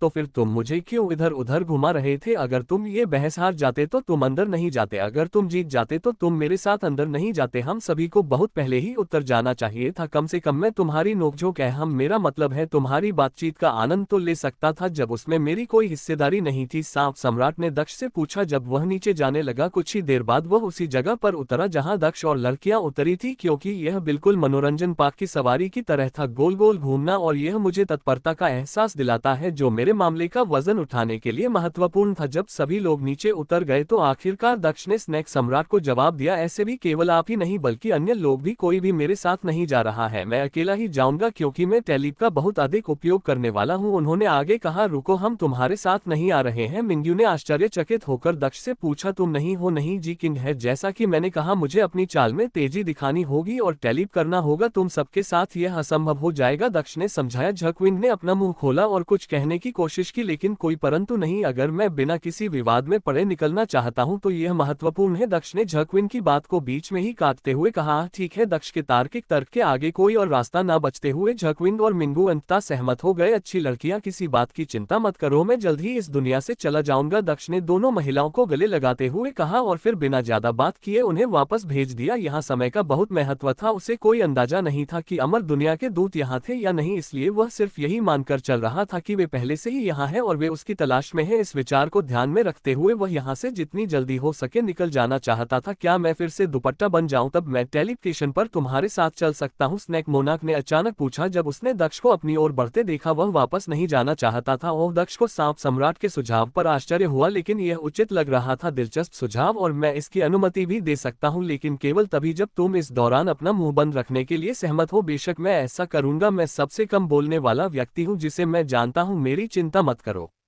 तुम्हें पता भी नहीं चलेगा कि मैं वहां हूं, सांप सम्राट ने निरस से उत्तर दिया। ठीक है, इससे छोटा हो जाओ, दक्ष ने जम्हाई लेते हुए अपनी बाहें फैलाते हुए कहा। सर्प सम्राट छोटा हो गया और दक्ष के कंधे पर लिपट गया दुपट्टे की तरह। चलो अब चलते हैं, चलो उन लोगों को दिखाते हैं कि उनका बचाव कितना बेकार है, स्नैक मोनाक ने दक्ष से धूर्तता से कहा। क्या तुमने नहीं कहा था कि तुम सबसे शांत व्यक्ति हो? मैं ये बताना भूल गया, लेकिन यह एक अच्छा मजाक था। तुम और मौन एक ही वाक्य में, यह ऐसा है जैसे तुम और दिमाग एक ही वाक्य में इस्तेमाल हो रहे हो, दक्ष ने कहा और उसने अपनी आंखें घुमाए और फिर अपना हाथ सामने की ओर उठाया। जैसे ही उसने अपना हाथ उठाया, एक टेलीपोर्टल उसके सामने प्रकट हुआ। अब उसके पास 2 लंबी दूरी के टेलीपोर्टेशन उपलब्ध थे, क्योंकि वह अपने नियमों का सही तरीके से उपयोग करने में सक्षम था और चूंकि वह पहले भी रॉयल सिटी ऑफ डू के अंदर जा चुका था, इसलिए उसे यात्रा करने की जरूरत नहीं थी, क्योंकि वह अपने कौशल का उपयोग करके टेलीपोर्टल से गुजरने में सक्षम था। जैसे ही दक्ष ने पोर्टल के अंदर प्रवेश किया, वह नजरों से ओझल हो गया। शाही शहर डू के एक अज्ञात कोने में एक और द्वार खुला, जिसमें से एक व्यक्ति बाहर निकला। पोर्टल से बाहर निकल हुए दक्ष ने देख डू का शाही शहर में वापस आ, उन्होंने हाला हुए कहा, जिससे मुखौटा प्रकट हुआ। उसने अपह शरारत का मुखौटा लिया, अपने रे को सही ढंग से छिपाने के लिए अपना रूप बदला, क्योंकि उसका चेहरा शायद यहाँ कुछ प्रभावशाली लोगों को पता था। किसी को उसे पहचानने से रोकना और सूचना के प्रवाह को नियंत्रित करना उसके लिए अधिक महत्वपूर्ण था। दुनिया के एक अलग कोने में चारों दूत अभी भी उस व्यक्ति का खून खोज रहे थे जिसे वे दक्ष मान रहे थे। वे दक्ष की काली आभा का पता लगाने आए थे, जिसे उसने यात्रा करते समय छोड़ा था। हालांकि वह कभी कभी रिपोर्ट करता था, लेकिन उसका टेलीप आमतौर पर कम दूरी का होता था, जिससे दुश्मनों के लिए उसका पता लगाना मुश्किल नहीं होता था। जब दक्ष का काला बलिदान रुका, तभी वह काली आभा रुकी और उसका ता रुक गया। लेकिन तब भी दूत एक और रास्ता खोजने में कामयाब रहे, जो उन्हें उस बूढ़ी महिला की झोपड़ी तक ले जा रहा था जहां दक्ष का इलाज किया गया था। थोड़ी पैदल यात्रा के बाद वे उस स्थान पर पहुंच गए। उनके सामने एक छोटी सी लकड़ी की झोपड़ी दिखाई दी। तो यह वह जगह है जहां शव को ले जाया गया था। मुझे कोई भी काला निशान बाहर नहीं दिखाई दे रहा है, वह अभी भी अंदर ही होगा। प्रथम दूत ने झोपड़ी के दरवाजे की ओर कदम बढ़ाते हुए कहा और उसे लात मारकर खोल दिया। हम आप लोग कौन हैं? आप यहाँ क्या कर रहे हैं? अचानक दरवाजा खुला तो झोपड़ी के अंदर बैठी महिला चौंक गई। 4 अजनबी लोग बिना इजाजत घर के अंदर घुस आए थे। क्या तुम चोर हो? जो कुछ भी तुम्हें चाहिए ले लो, मुझे मत मारो, उसने कहा। अमर विश्व दूतों को चोर समझकर बुढ़िया की बातों को नजरअंदाज करते हुए पांचों दूत इधर उधर देखते रहे। अजीब बात है, इस बूढ़ी औरत के अलावा यहाँ कोई और नहीं है, नहीं कोई शव है, तीसरे दूत ने कहा। और यह बात स्पष्ट थी जो यहाँ मौजूद सभी लोगों की आंखों के सामने थी। तुम मुझे बताओ, वह कहाँ है? वह स्वर्गीय दानव कहाँ है? प्रथम दूत ने बुढ़िया से सख्ती से पूछा। क्या राक्षस? मैं किसी राक्षस को नहीं जानती, बूढ़ी औरत ने जवाब दिया। शायद कोई गलतफहमी हो गई है। कोई गलतफहमी नहीं है, खून का वह निशान यही खत्म होता है। बताओ, वह घायल शरीर कहाँ है जिसे तुम घसीटकर यहाँ लाए हो? दूत ने फिर पूछा। हम दक्ष, वे उसे दानव कह रहे हैं। ये लोग कौन है? उनके सवाल सुनकर बुढ़िया को आखिरकार समझ आ गया कि वे किसके बारे में बात कर रहे थे। वह चिंता में पड़ गई कि कहीं यह वही बुरे लोग तो नहीं है जिन्होंने दक्ष को घायल किया था। दक्ष जब तक उसके साथ रहा, उसने उस पर बहुत अच्छा प्रभाव डाला था। वह उसे कभी भी बुरे लोगों के रूप में नहीं देख सकती थी, और इस प्रकार उसके सामने आए 2 बुरे लोग थे जो एक निर्दोष को मारने की कोशिश कर रहे थे। उसने निर्णय लिया कि उसे दक्ष को इन बुरे लोगों से बचाना होगा और उन्हें कभी सच्चाई नहीं बतानी होगी। मुझे नहीं पता कि तुम किस बारे में बात कर रहे हो। मुझे एक घायल शरीर मिला था और मैं उसे यहाँ खींचकर लाया था, ये सोचकर कि शायद मैं उस व्यक्ति को ठीक कर सकूं, लेकिन तब तक बहुत देर हो चुकी थी। जब तक मैं उसे लेकर आया तब तक वह मर चुका था, इसलिए मैंने उसके शरीर को जला दिया। उसने दक्ष को बचाने के लिए झूठ बोला। ओह, तो तुमने शव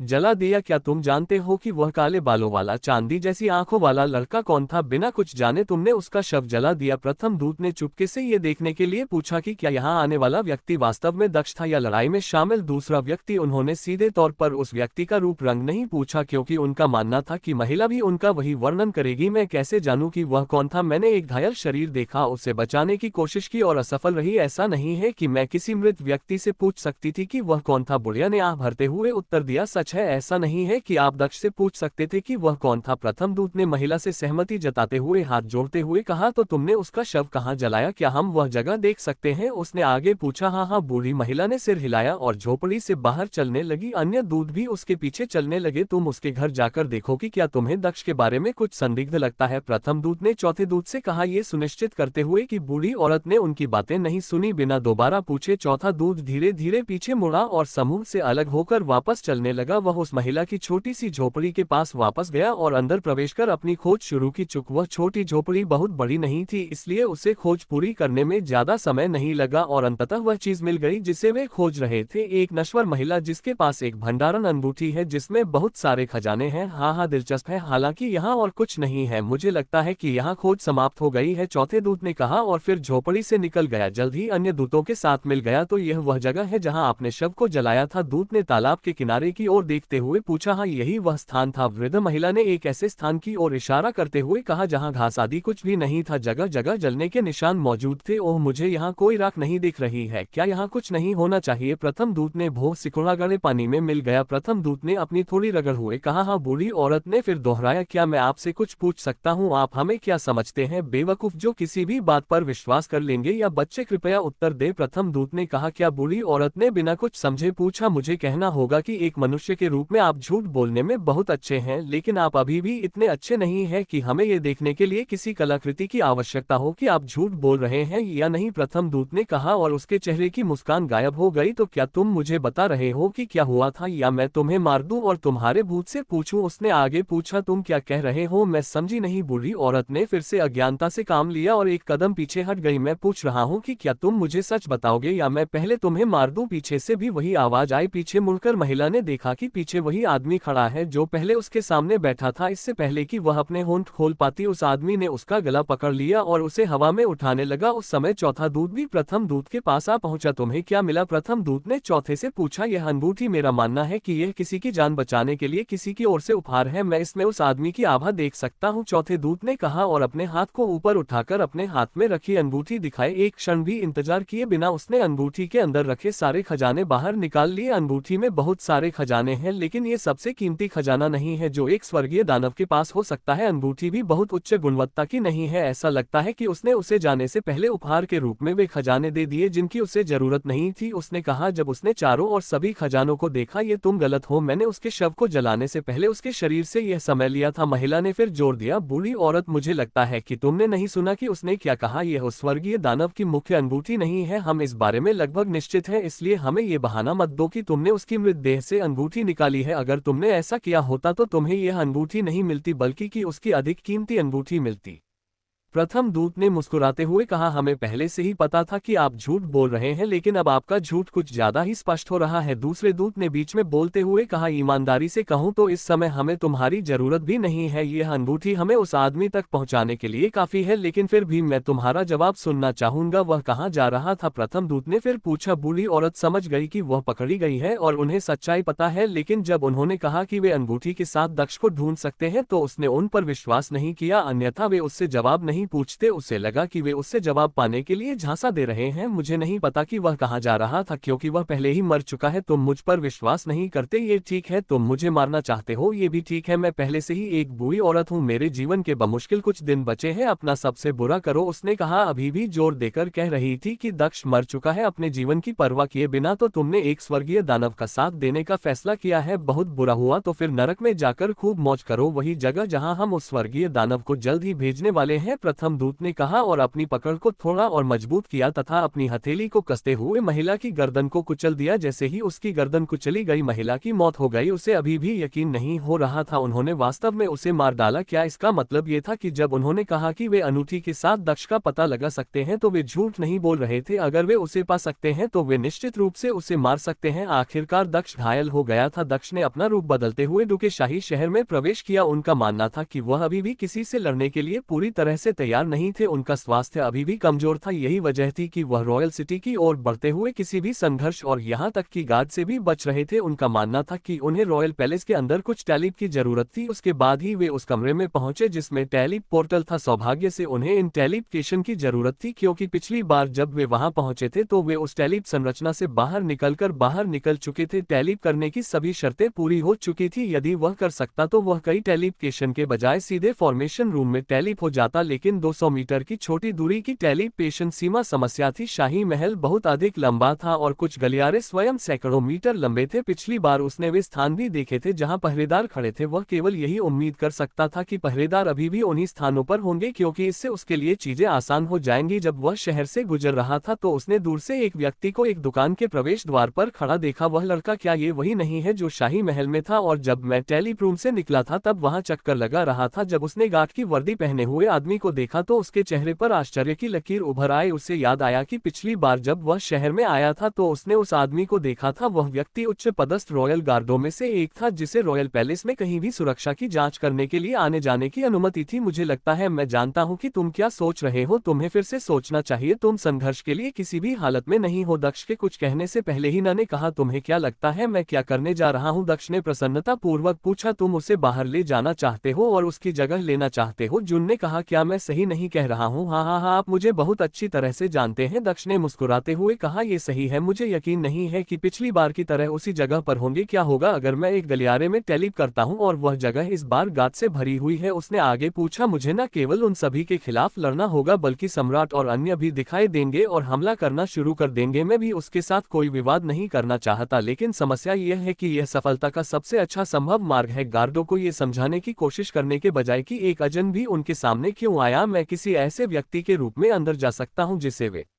जानते हैं। उन्होंने कहा, इसके अलावा मैं कुछ तरकीबें भी अपना सकता हूं क्योंकि मैं यहां हूं, दूसरी ओर अंदर यह असंभव होगा, उन्होंने आगे कहा। और आखिरकार उन्होंने रॉयल गार्ड की ओर चलना शुरू कर दिया जिन्होंने शायद अभी अभी आइटम की खरीदारी पूरी की थी। वह वापस शाही महल की ओर चलने लगा था। रुको सर, दक्ष ने पुकारा और तेजी से चलकर रॉयल गार्ड के पास पहुंचा जो रुक गया और वापस मुड़ गया। हाँ, गार्ड ने उत्सुकता से दक्ष से पूछा, मुझे तुम्हें कुछ महत्वपूर्ण बताना है, कृपया प्रतीक्षा करो। दक्ष ने कहा। वह किसी बात को लेकर चिंतित लग रहा था। उसकी चिंता देखकर रॉयल भी उत्सुक हो गया। आखिर इतनी जल्दी क्या हो गई है? मैंने एक हत्या देखी है, कृपया मेरे साथ आओ, जल्दी करो, दक्ष ने दृढ़ता से कहा। हालांकि दक्ष ने ऐसा कहा लेकिन आदमी के चेहरे पर ऐसे भाव नहीं थे जैसे उसे इतनी छोटी सी बात की परवाही ना हो। उसने अपना मुंह खोला और उसे बताया कि वह शहर के सामान्य से पूछे न कि उससे। दक्ष ने उस आदमी के चेहरे पर आलसी और लापरवाह भाव देखा और महसूस किया कि उसे इसकी परवाह नहीं है। इसलिए दक्ष ने एक और भी दिलचस्प कहानी बनाने का फैसला किया जिससे उस आदमी की प्रतिक्रिया निश्चित रूप से हो। उस आदमी को जीवन की परवाह नहीं थी लेकिन वह निश्चित रूप से उस स्वर्गीय दुर्लभ खजाने की परवाह करता था जिसके बारे में कहा जाता है कि वह इस दुनिया का सबसे दुर्लभ और सबसे महत्वपूर्ण खजाना है। एक साधक ने अभी अभी एक आदमी को मार डाला और अब वह उस आदमी की बेटी को पीटने की कोशिश कर रहा है। बार बार किसी चमत्कारी सब स्वर्ग जड़ी बूटी के बारे में पूछ रहा है, कृपया लड़की को बचा लो, दक्ष ने चिंतित होकर कहा। यद्यपि उसने लड़की को बचाने की बात कही थी लेकिन उसने जानबूझकर खजाने की बात कही थी। ओह, 7 स्वर्ग जड़ी बूटी? रॉयल गार्ड ने आश्चर्य से पूछा, क्या आप कह रहे हैं कि उसने भी इसी बात के बारे में बात की थी? यह सही है, वह आदमी दूसरे आदमी से चोरी की गई 7 स्वर्ग जड़ी बूटी वापस मांग रहा था, यहाँ तक कि दूसरे आदमी ने भी बार बार मना कर दिया। उसे मार दिया गया और अब उसकी बेटी से भी यही सवाल पूछा जा रहा है। कृपया मेरे साथ आओ, दक्ष ने दृढ़ता से कहा। ठीक है, चूंकि आप किसी की जान बचाने के लिए इतने आग्रही हैं इसलिए मैं आपकी मदद करूंगा, मुझे उस लड़की के पास ले चलो, रॉयल गार्ड ने कहा। लेकिन दक्ष ने उसकी आंखों में एक छिपी हुई लालच को नोटिस कर लिया। दक्ष ने उस आदमी को एक खाली गली तक पहुंचाया, फिर वह रुक गया। वे गली के अंदर है, उसने सामने वाली गली की ओर इशारा करते हुए कहा। गार्ड ने बिना कुछ सोचे समझे आगे बढ़कर दक्ष को अपने पीछे खड़ा होने दिया और वह स्वयं सुविधा के अंदर चला गया। जैसे ही रॉयल गार्ड ने सुविधा के अंदर प्रवेश किया उसने देखा कि लड़की जमीन पर मृत पड़ी थी। पास में ही एक आदमी का शव पड़ा था और एक आदमी पीछे खड़ा था जिसके हाथ में एक जड़ी बूटी थी और वह हंस रहा था। आखिरकार मुझे ये खजाना मिल ही गया। खजाने को देखकर रॉयल गार्ड की आंखें और भी चमक उठी। वह सही था, यह वाक खजाना था, यह दुनिया के सबसे महंगे खजानों में से एक था और सबसे कीमती भी। रुको, उस खजाने को गिरा दो और उसे नुकसान मत पहुंचाओ, नहीं तो मैं तुम्हें मार डालूंगा। रॉयल गार्ड ने उस आदमी को चेतावनी दी और उसने अपनी तलवार निकाली। उसने फिर भी उस आदमी पर हमला नहीं किया क्योंकि वह खजाने की जड़ी बूटी को नुकसान नहीं पहुंचाना चाहता था। उसे यह एहसास नहीं था कि उसके सामने खड़े 3 लोग कुछ और नहीं बल्कि दक्ष द बनाया गया एक भ्रम था जो उसके पीछे था। दक्ष के हाथों में क्यों इससे बनी एक तलवार दिखाई दी जब वह रॉयल गार्ड से सिर्फ एक कदम पीछे खड़ा था। मुझे अभी वह जड़ी बूटी दे दो, शाही रक्षक ने उस आदमी से कहा, लेकिन उसके शब्द बीच में ही कट गए क्योंकि उसका सिर जमीन पर लुढ़क गया। उसे दक्ष ने मार डाला जो उसके पीछे खड़ा था। बिना कोई अतिरिक्त समय गवाए दक्ष ने रॉयल गार्ड के कपड़े उतार दिए और उन्हें पहन लिया। फिर उसने शरारत के मुखौटे की मदद से उस आदमी से मेल खाने के लिए अपना रूप बदल लिया और असली शरीर को अपने भंडारण रिंग में रख लिया। रॉयल पैलेस की ओर चलने से पहले दक्ष ने रॉयल गार्ड के कपड़े पहने। जैसे ही वह महल में पहुंचा दक्ष ने टेलीप नहीं किया, इसके बजाय वह सीधे मुख्य प्रवेश द्वार से निकल गया। जहां तक महल के प्रवेश द्वार पर खड़े पहरेदार का प्रश्न है, उन्होंने न केवल उसे रोका बल्कि उसका अभिवादन भी किया और उसका स्वागत भी किया। सब कुछ इतनी सहजता से हुआ कि यह कुछ असाधारण सा लगा। वह आराम से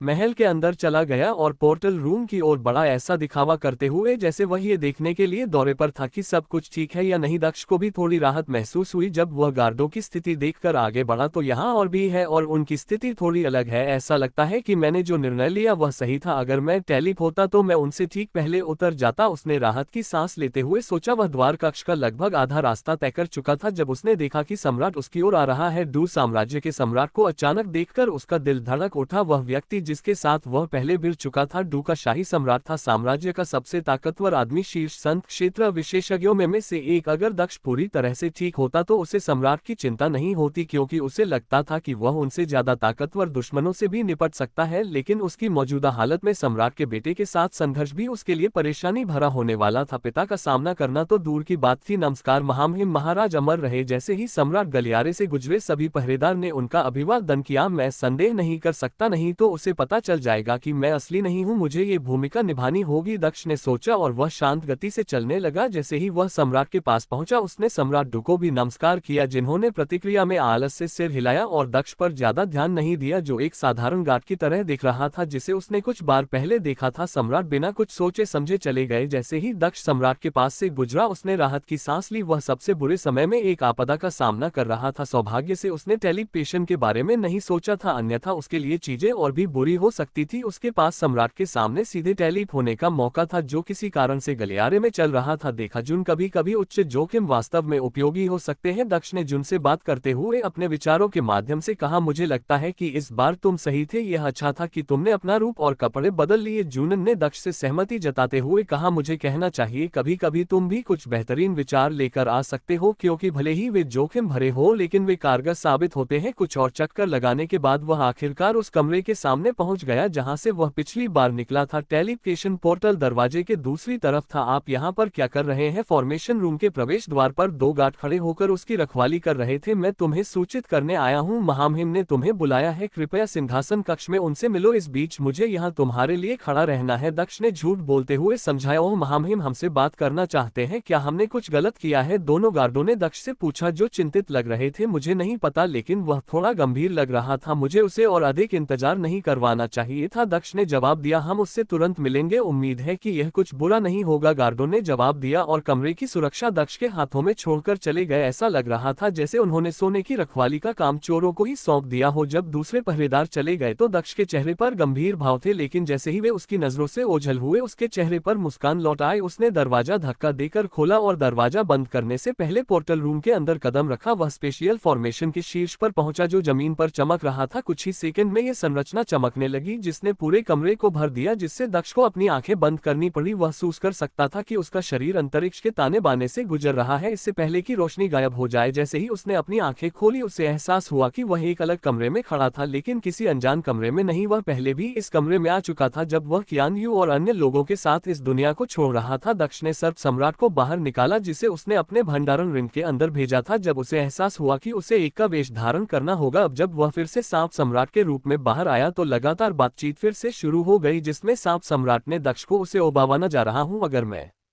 किसी से पहले उतरता हूं तो मैं चाहता हूं कि तुम उन्हें आगे बढ़ने से रोकने के लिए अपने कौशल का उपयोग करो ताकि मैं उन्हें आसानी से मार सकूं। दक्ष ने बिना एक सेकंड बर्बाद किए समझाया। उन्होंने आगे कहा, मैं पहले से ही थोड़ा थक गया हूं, इसलिए मुझे मेरे शब्द दोहराने के लिए मजबूर न करें, ठीक है? चूंकि इस सम्राट का दाहिना हाथ मदद मांग रहा है, इसलिए ये दयालु भगवान आपकी मदद करेगा, सर्प सम्राट ने गर्व से कहा और खुद को दक्ष की गर्द के चारों ओर लपेट लिया और उसके कंधे पर आराम किया। तैयार होने के बाद दक्ष ने फॉर्मेशन चेंबर के बाहर टेलीप किया और बाहर के एक गलियारे में दिखाई दिया। सौभाग्य से यह खाली था। जहां तक उसके अगले टेलीपोर्टेशन की बात है तो वह थोड़ा गड़बड़ था, क्योंकि वह एक गार्ड से पहले उतरा था। एक अजनबी को अपने सामने आते देख गार्ड ने हमला करने की तैयारी की, लेकिन इससे पहले कि वह अपनी तलवार निकाल पाता उसे एहसास हुआ कि वह हिल भी नहीं सकता, जैसे कि उसका पूरा शरीर लकवाग्रस्त हो गया हो। उसके पूरे शरीर में झुनझुनी सी सन्स नहीं फैल गई, लेकिन वह कुछ भी हिला नहीं सकता था। दक्ष शांति से गार्ड के करीब गया और एक क्यूई तलवार बनाई, जिसका इस्तेमाल उसने गार्ड को मारने के लिए किया और फिर उसके शरीर को स्टोरेज रिंग में रख दिया। उन्होंने अपनी अंधेरे की तलवार का प्रयोग नहीं किया क्योंकि वह इसका प्रयोग केवल अधिक शक्तिशाली शत्रुओं के विरुद्ध करना चाहते थे या जब उन्हें स्वस्थ होने पर आक्रमण की शक्ति को अवशोषित करने की आवश्यकता होती थी। फिलहाल क्यों तलवार ही पर्याप्त थी। गार्ड को मारने के बाद उसने गार्ड के शरीर को अपने स्टोरेज रिंग में रख दिया ताकि यह सुनिश्चित किया जा सके कि एक बार फिर टेलीप होने से पहले कोई निशान पीछे ना छूट जाए। अपने निरंतर टेलीप के दौरान कई बार ऐसा हुआ कि वह गार्ड के सामने आ गया, कभी कभी वह एक बड़े समूह के सामने भी गया। सौभाग्य से सांप सम्राट तेज था और उसने ज्यादा समय बर्बाद किए बिना जवाबी कार्रवाई की, जिससे दक्ष पर कोई हमला नहीं हो सका। काफी समय के बाद अंततः वह शाही महल के बाहर दिखाई दिया। क्या ये तीसरा राजकुमार नहीं है वही व्यक्ति जो मुझे पहली बार शाही महल के अंदर लाया था? मेरी इतनी मदद कर रहा है। मुझे लगता है कि वह इस चेहरे के साथ मुझे पहचान भी नहीं सकता। किसी भी मामले में ये भाग्यशाली है कि इस दुनिया में केवल एक ही साम्राज्य है। यदि और भी साम्राज्य होते तो उनके पिता के पतन का मतलब इस साम्राज्य का भी पतन होता। तीसरे राजकुमार ने भी एक बार दक्ष की ओर देखा लेकिन इस पर ज्यादा ध्यान नहीं दिया क्योंकि शरारत के मुखौटे के कारण दक्ष अलग देख रहा था। थोड़ी देर देखने के बाद उसने दूसरी जगह देखा लेकिन फिर उसने जल्दी से दक्ष की तरफ देखा क्योंकि उसे लगा कि उसने कुछ अजीब देखा है। जब उसने पीछे देखा तो उसे जगह खाली मिली। वह अजीब आदमी कहीं नहीं दिख रहा था। क्या यह मेरी गलतफहमी थी? तीसरे राजकुमार ने सोचा और फिर उसने अपना सिर हिलाया और फिर आह भरते हुए महल के अंदर वापस चला गया। क्या तुम अनुभूति से उसकी आभा प्राप्त करने में सफल रहे? अमर के 4 दूतों में से एक ने उस व्यक्ति से पूछा जिसके हाथ में एक बक्से के अंदर अनुभूति थी। 1 मिनट रुको, इस खजाने को काम करने में थोड़ा अधिक लगता है, बस रुको। अगर दक्ष वास्तव में वैसा ही है जैसा महिला ने कहा है तो हम इस खजाने के माध्यम से उसकी आभा का कोई निशान नहीं खोज पाएंगे, लेकिन अगर वह जीवित है तो 5 मिनट के भीतर हमें एक निशान मिल जाएगा। चौथे दूत ने दूसरों से कहा जो उत्तर पाकर चुप हो गए। कुछ और मिनट बीतने के बाद चौथे दूत की उत्साहित आवाज से अंततः चुप्पी टूटी। मैंने उससे ढूंढ लिया, निशान सचमुच मौजूद है। वो महिला निश्चित रूप से झूठ बोल रही थी। यह बेहतर है, हम आभा पथ का अनुसरण करेंगे, प्रथम दूत ने कहा। चारों दूत एक बार फिर रवाना हुए, इस बार डू साम्राज्य की ओर, एक ऐसे निशान के साथ जिसका कोई नामो निशान नहीं मिटने वाला था। एकमात्र स्थान जहां निशान समाप्त हो सकता था वह स्थान था जहां दक्ष ने इस दुनिया को छोड़ा था। दुर्भाग्य से वह स्थान टेलीप संरचना के ठीक ऊपर था जो एक बार फिर इन दूतों को उस दुनिया में लाने वाला था जहां दक्ष गया था। जब दूत दक्ष के समान दुनिया में थे तो ये फिर से वैसा ही होने वाला था क्योंकि वे फिर से उसी दुनिया में होने वाले थे। दक्ष ने अपनी दुनिया के एस्टेरिया साम्राज्य को छोड़ दिया इससे पहले कि वह सांप सम्राट को बड़ा होने का आदेश देता। आखिरकार यह खत्म हो गया और वह आजाद हो गया। जो लोग उसका पीछा कर रहे थे वे उस तक नहीं पहुंच सके क्योंकि उसे विश्वास था कि अब वह सुरक्षित है क्योंकि वह उस स्थान से बहुत दूर है। जहां तक इस दुनिया की बात है तो यहाँ कोई भी ऐसा नहीं था जो उसे चुनौती दे सके, इसलिए उसे इसकी परवाह नहीं थी। सर्प सम्राट के ऊपर बैठकर वह महाद्वीप के दूसरे छोर की ओर रवाना हो गया। छोटे स्नेकी, क्या तुम अब महासागर पार कर सकते हो क्योंकि तुम मजबूत हो या मुझे फिर से जहाज से यात्रा करने की जरूरत है? दक्ष ने सांप सम्राट से पूछा जब वह बादलों से घिरे आकाश को देखते हुए अपनी पीठ के बल लेटा हुआ था। तुम छोटे स्नेकी हो, तुम्हारा पूरा परिवार छोटा स्नेकी है, मुझे स्नेक मोनाक कहो। स्नेक मोनाक ने जोर देकर कहा। उसका जवाब सुनकर दक्ष मुस्कुराए बिना नहीं रह सका। तुम कभी नहीं बदलोगे, ठीक है लॉर्ड स्नेकी, कृपया मेरे सवालों का जवाब दे, उन्होंने कहा। फिर से मुझे स्नेकी कहना बंद करो, इससे मैं तुम्हारे पालतू जानवर जैसा लगता हूँ। अगर तुम मुझे किसी उपनाम से बुलाना चाहते हो तो मुझे उस नाम से बुलाओ जो तुमने मुझे दिया है, या मुझे दुनिया का सबसे सुंदर सांप सम्राट कहो, ये भी ठीक रहेगा। सांप सम्राट ने जवाब दिया, नहीं स्नेकी, तुम्हारे लिए बहुत बेहतर है। वैसे भी मुझे जवाब दो, क्या तुम अब समुद्र पार कर सकते हो क्योंकि तुम मजबूत हो? मुझे नहीं लगता कि हमें समुद्री राक्षसों के बारे में चिंता करने की जरूरत है, लेकिन फिर भी मैं तुमसे सुनना चाहता हूँ। हाँ, अब मैं बहुत ताकतवर हो गया हूँ, मुझे लगता है कि मैं आसानी से समुद्र पार कर सकता हूँ और वापस आ सकता हूँ। इसकी चिंता मत करो, वे मुझे बिना किसी कारण के स्वर्ग को लुभाने वाला सबसे ताकतवर सम्राट नहीं कहते। सांप सम्राट ने गर्व से कहा। हाँ, तुम्हारे नाम लगातार भव्य होते जा रहे हैं स्नेकी, लेकिन ये ठीक है, किसी भी मामले में जब तक हम इस महाद्वीप के अंत तक पहुंचेंगे तब तक मैं भी ठीक हो जाऊंगा और लड़ने के लिए तैयार हो जाऊंगा, इसलिए कोई भी हमें रोक नहीं सकता। दक्ष ने सहमति जताते हुए कहा। ओह हाँ लड़कियां, मुझे उन्हें बता देना चाहिए कि मैं बाहर जा रहा हूँ। उसे अचानक याद आया जब उसे एहसास हुआ कि उसके जाने के बाद उसने लड़कियों से संपर्क नहीं किया था। उसने मिंग्यू और झक्विन को बाहर लाकर बताया कि वह सुरक्षित निकल चुका है और अब चिंता की कोई बात नहीं है। जैसे ही उसने अपने बारे में बात करना समाप्त किया उसने जीशान के बारे में बात करना शुरू कर दिया। क्या वह अब जाग गया है? बहुत समय बीत चुका है, अब उसकी हालत कैसी है? वह स्थिर लग रहा है लेकिन अभी भी नहीं उठा है। दादाजी का कहना कहना है कि वह 1 या 2 सप्ताह में उठ सकता है क्योंकि समय के साथ उसकी हालत में काफी सुधार हो रहा है। मिंगू ने उत्तर दिया, ये बेहतर है, मुझे खुशी है कि वह सुरक्षित हो गया है। दक्ष ने संतोष में मुस्कुराते हुए कहा, लेकिन अचानक उसकी मुस्कान गायब हो गई क्योंकि उसका मुंह थोड़ा सा खुला था। क्या हुआ? जी क्वीन ने दक्ष की अचानक प्रतिक्रिया देखकर पूछा। आंतरिक दुनिया समाप्त हो गई है, मैं अब आप सभी को परिवार के साथ वहां स्थानांतरित कर सकता हूं। आपको अंदर जाना चाहिए और उन्हें इसके बारे में बताना चाहिए, साथ ही उन्हें तैयार रहने के लिए कहना चाहिए। मैं उनसे मिलने के लिए वहां आने से पहले उन्हें नकली दुनिया से सीधे अपनी आंतरिक दुनिया में भेज दूंगा। दक्ष ने उन्हें खबर देते हुए कहा, लंबी प्रक्रिया अंततः पूरी हो गई। इससे पहले कि वह अपनी आंतरिक दुनिया के अंदर झांकना शुरू करता, उसने मिंगू और झक्विन को नकली दुनिया में वापस भेज दिया। ऐसा लग रहा था कि यह एक सामान्य दुनिया है जो हजारों वर्षों तक विकसित होती रही और अंततः समय की स्थिर गति में आ गई। दुनिया में बहुत ज्यादा आबादी थी, लेकिन इसके साथ ही इसमें वह सब कुछ भी था जो उचित विकास के लिए जरूरी था। इस दुनिया में हर जगह हरियाली थी। इसके अलावा इस दुनिया का पानी यहाँ से भी ज्यादा शुद्ध लगता था। जहाँ तक साधना की बात है, वह भी दक्ष की योजना के अनुसार इस दुनिया में मौजूद थी, लेकिन उसने इस दुनिया में साधना की वृद्धि को पृथ्वी क्षेत्र तक सीमित कर दिया था। केवल उसके द्वारा समर्थित लोगों को ही अधिक सफलताएं प्राप्त करने की अनुमति दी जाने वाली थी। दक्ष ने जो आंतरिक दुनिया बनाई थी वह एक विशाल साधना दुनिया थी, जिसमें ऐसी कोई भी चीज नहीं थी जो एक सामान्य दुनिया में हो सकती थी। वहां पहाड़, समुद्र, शहर, महाद्वीप और अन्य सब कुछ था। इस दुनिया की कोई भी वास्तविक दुनिया से ज्यादा शुद्ध थी अगर कोई प्रतिबंध न होता, और अगर इस दुनिया में उच्च स्तरीय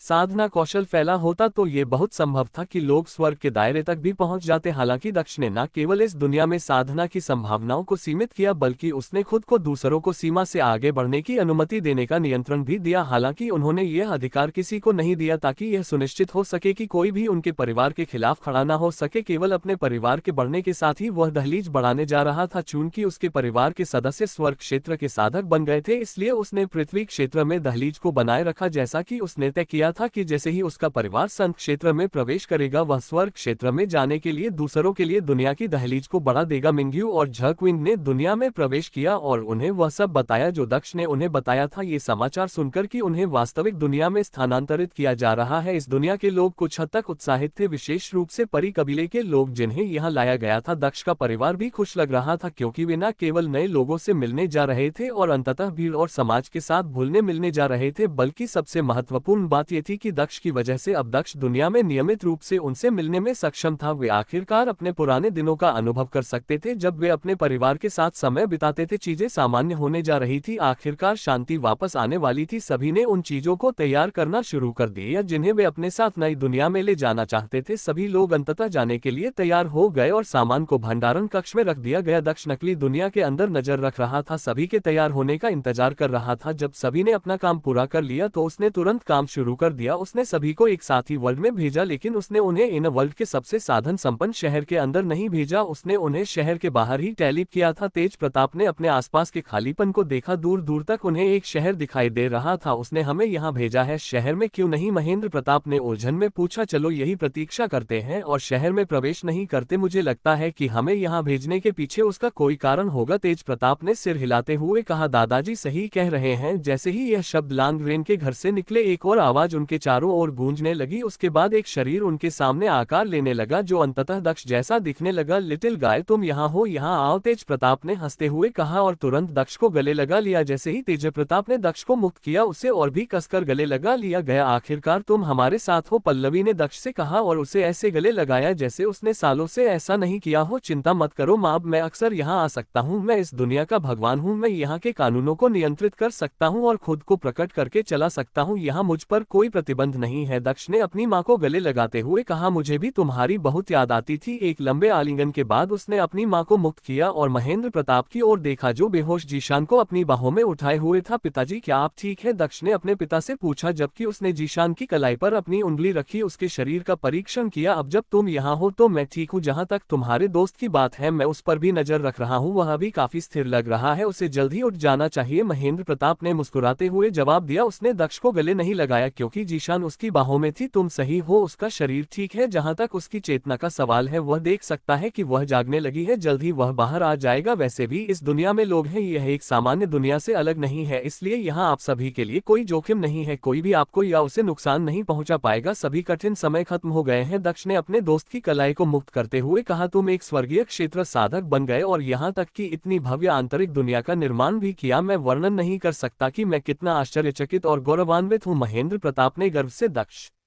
की ओर इशारा किया। हाँ हाँ हाँ बिल्कुल, इसमें चौंकाने वाली क्या बात है, वह मेरा पोता है, उससे महान होना चाहिए था। अगर वह महान नहीं होता तो यह आश्चर्य की बात होती। तेज प्रताप जोर से हंसा और कहा, बेशक दादाजी, मैं आपको निराश नहीं कर सकता। दक्ष ने जवाब दिया, लेकिन मेरा एक सवाल था, आप इसे शहर में क्यों नहीं लाए, यहाँ क्यों लाए? महेंद्र प्रताप ने उत्सुकता से पूछा। ऐसा इसलिए है क्योंकि ये दुनिया हजारों सालों से महान इतिहास के साथ विकसित हुई है, उनकी अपनी यादें और जीवन है। मैं इस दुनिया की हर चीज के साथ खिलवाड़ कर सकता हूँ, लेकिन उनकी यादों के साथ नहीं, इसलिए आपको सीधे वहां लाना और उसके परिणाम थोड़े अनिश्चित होते। दक्ष ने शहर की ओर देखते हुए समझाया, आप सभी उन सभी से बहुत अधिक शक्तिशाली है, इसलिए आप आसानी से जो चाहे कर सकते हैं, लेकिन मैं ऐसा नहीं चाहता। मैं चाहता हूं कि आप सभी का इस शहर के साथ दोस्ताना रिश्ता हो और आपको किसी भी चीज के बारे में तनाव न हो। मैं चाहता हूं कि हर कोई आपको पड़ोसी के रूप में देखे, न कि किसी अजीब विसंगति के रूप में, इसलिए मैं आपको सीधे वहां नहीं भेजता। उन्होंने आगे कहा, तो फिर हम अंदर कैसे जाएंगे? तेज प्रताप ने पूछा। सरल है, हम दूसरे शहर से आए यात्रियों की तरह सामान्य रूप से प्रवेश करेंगे। यह मेरी दुनिया है और मैं इसके बारे में सब कुछ जानता हूं, मैं आसानी से चीजों को व्यवस्थित कर सकता हूं। दक्ष ने हाथ हिलाते हुए उत्तर दिया। उसके हाथों के एक झटके से दर्जनों गाड़ियां उनके पास आ गई, जिनमें ढेर सारा सामान भरा हुआ था, मानो वे सामान उन लोगों का हो जो पलायन कर रहे थे। जाओ और गाड़ी में बैठो, मैं तुम्हारे साथ आ रहा हूं, मैं सब कुछ संभाल लूंगा। दक्ष ने गाड़ियों की ओर इशारा करते हुए कहा। बिना ज्यादा सवाल पूछे सभी ने उसकी बात सुनी और गाड़ी में बैठ गए। दक्ष भी अपने माता पिता के साथ गाड़ी के अंदर घुस गया। गाड़ी रॉयल सिटी की ओर बढ़ने लगी, जो पूरी दुनिया में सबसे महत्वपूर्ण शहर था। शहर के प्रवेश द्वार पर गार्डों ने गाड़ी को रोक दिया। क्या मैं आपके यहाँ आने का उद्देश्य पूछ सकता हूँ? सिटी गार्ड ने दक्ष से, जो गाड़ी से उतर चुका था, उनसे बात करने के लिए कहा। हम दूर स्थित त्रिची राज्य से यहाँ आकर बसे हैं। और कोई बात नहीं, फिर शहर में खूब मौज मस्ती करो। वैसे तुम्हें याद दिला दूं कि शहर में जमीन खरीदने के लिए तुम्हें बहुत सारा सोना चाहिए होगा, और अगर तुम्हारे पास जमीन नहीं है तो तुम्हें 1 महीने से ज्यादा शहर में रहने की इजाजत नहीं दी जाएगी। यही एकमात्र नियम है, कृपया इसे याद रखो। तुम अंदर जा सकते हो, गार्ड ने दक्ष को बताया और वह एक तरफ हट गया। बेशक मुझे ये पता है, मैं इस दुनिया और यहाँ तक कि तुम्हारे बारे में भी सब कुछ जानता हूँ। दक्ष ने पीछे हटते हुए सोचा, वह यहाँ अपनी आवश्यकता अनुसार उतना पैसा कमा सकता था, इसलिए उसे कोई चिंता नहीं थी। इसके अलावा उन्होंने ये भी सुनिश्चित किया था कि इस दुनिया में नैतिकता हो, उनके द्वारा बनाई गई दुनिया में भ्रष्टाचार नहीं था, कम से कम बड़े पैमाने पर तो नहीं। यहाँ जमीन खरीदने या अन्य कोई परेशानी पैदा करने का अधिकार पाने के लिए किसी को रिश्वत देने या राज परिवार को धन देने की कोई जरूरत नहीं थी। चूंकि प्रवेश का स्पष्टीकरण उपयुक्त पाया गया, इसलिए सभी नियमों की व्याख्या के बाद गाड़ियों को अंदर जाने की अनुमति दी गई। दक्ष सीधे एक बड़ी हवेली में गया जो खाली पड़ी थी। वह अपने परिवार से मिलने से पहले ही शहर में आ चुका था और हवेली खरीदने के लिए हवेली के मालिक को पैसे दे चुका था। ये हवेली रॉयल पैलेस के बाद शहर की सबसे बड़ी हवेली थी, लेकिन इसके लिए उन्होंने उतना ही पैसा दिया था। अब चूंकि जमीन उनके पास थी, इसलिए उन्हें कोई परेशानी नहीं हुई और उन्होंने अपने परिवार को उस विशाल भवन में बसाया जो इतना बड़ा था कि उसमें आसानी से हजारों लोग रह सकते थे। पड़ोस भी बहुत अच्छा और समृद्ध था, जहां लोग बिना किसी झगड़े के रहते थे। ठीक है दादाजी, यह वह स्थान होगा जहां लन कबीले की स्थापना होगी। मुझे यकीन है कि आप हमारे कबीले की प्रतिष्ठा को हर जगह फैला सकते हैं। मैं यहाँ हस्तक्षेप नहीं करूंगा, लेकिन मुझे विश्वास है कि आप इसे संभाल सकते हैं। सबसे पहले कल इस साम्राज्य के राजा से मिलो और उसके साथ एक अच्छा साधना कौशल साझा करो। कोई भी पृथ्वी स्तर का साधना कौशल पर्याप्त होगा, क्योंकि वे बहुत दुर्लभ है। इसके अलावा ये भी सुनिश्चित करें कि आपकी छवि एक महान साधक की हो, जो लालच से मुक्त हो और जो सिर्फ साधना की कला को चारों ओर फैलाने में रुचि रखता हो, साथ ही अपनी शक्ति का कुछ अंश भी दिखाए, ताकि यह सुनिश्चित हो सके कि राजा आपको जानता हो और आपका सम्मान करता हो। दक्ष ने तेज प्रताप को बहुत सी सलाह दी, क्योंकि वह यहाँ कबीले का नेता बनने जा रहा था। वह चाहता था कि उसके दादा को यहाँ कबीले की स्थापना में सभी उपलब्धियां मिले। वह जानता था कि अगर वह हस्तक्षेप करता है तो चीजें आसान हो जाएंगी, लेकिन तेज प्रताप को शायद लगेगा कि वह कबीले का नेता बनने के योग्य नहीं है। वह चाहता था कि चीजें वैसी ही हो जाए जैसी भी शुई साम्राज्य में थी, जहाँ उसके दादा परिवार और शहर में सबसे शक्तिशाली विशेषज्ञों में से एक थे। मैं ये करूंगा, चिंता मत करो, तुम निश्चिंत रहो। तेज प्रताप ने दक्ष से आत्मविश्वास से कहा, यह बेहतर है। जहां तक मेरी बात है, मुझे यहाँ से चले जाना होगा, क्योंकि मुझे बाहरी दुनिया पर भी नजर रखनी है। अब जब मेरे पास शक्ति है तो मैं नियमित रूप से यहाँ आता रहूंगा। दक्ष ने सभी को विदा देने से पहले ले अपने दादा से कहा। वह यहाँ नहीं रह सकता था, क्योंकि यहाँ उसकी चेतना का मतलब था कि उसका शरीर चेतना के बिना वास्तविक दुनिया में स्थिर था। सांप सम्राट के होने के बावजूद उसके शरीर को लंबे समय तक रक्षाहीन छोड़ना जोखिम भरा था। सभी को एक एक छोटी सी विदाई देने के बाद वह चला गया। उसे अपने परिवार पर भरोसा था और वह जानता था कि वे इस दुनिया में शिखर पर पहुंचने वाले हैं और आखिरकार वे कैदियों की तरह महसूस करेंगे। इसके अलावा वह अपने परिवार के बारे में भी निश्चिंत हो सकता था। जैसे ही दक्ष वास्तविक दुनिया में जागा, उसने खुद को सांप सम्राट के ऊपर पाया, जिसने एक सेकंड के लिए भी बात करना बंद नहीं किया था। और फिर मैंने अंततः उसे शादी करने की अनुमति दे दी। भले ही उसने मुझसे शादी करने की भीख मांगी थी, मैंने उसे सीधे तौर पर बता दिया कि यह सम्राट उसके भाग्य में नहीं था। सर्प सम्राट ने गर्व से कहा, और यह कहानी उस पहली राजकुमारी की है जो मुझसे शादी करने के बाद आई थी। क्या तुम्हें कहानी का सार समझ में आया? उसने पूछा। कहानी का नैतिक पाठ क्या है? मुझे तो ये भी नहीं पता कि तुमने क्या कहा। दक्ष ने सोचा लेकिन कुछ नहीं कहा। कहानी का नैतिक पाठ क्या है? दक्ष ने सर्प सम्राट से पूछा जब वह अपने भंडारण रिंग से पानी की एक बोतल निकाल कर ला रहा था। कहानी का नैतिक पाठ सरल है ये कि इस महान सम्राट के इर्द गिर्द लड़कियां आती जाती रहेंगी, लेकिन कोई भी लड़की ऐसी नहीं है जो मेरा दिल चुरा सके, इसलिए तुम्हें मेरे सुंदर रूप से ईर्ष्या करने की आवश्यकता नहीं है। सांप सम्राट ने कहा। खांसी खांसी। दक्ष उस समय पानी पी रहा था जब उसने सांप सम्राट का जवाब सुना। जवाब सुनकर वह खुद को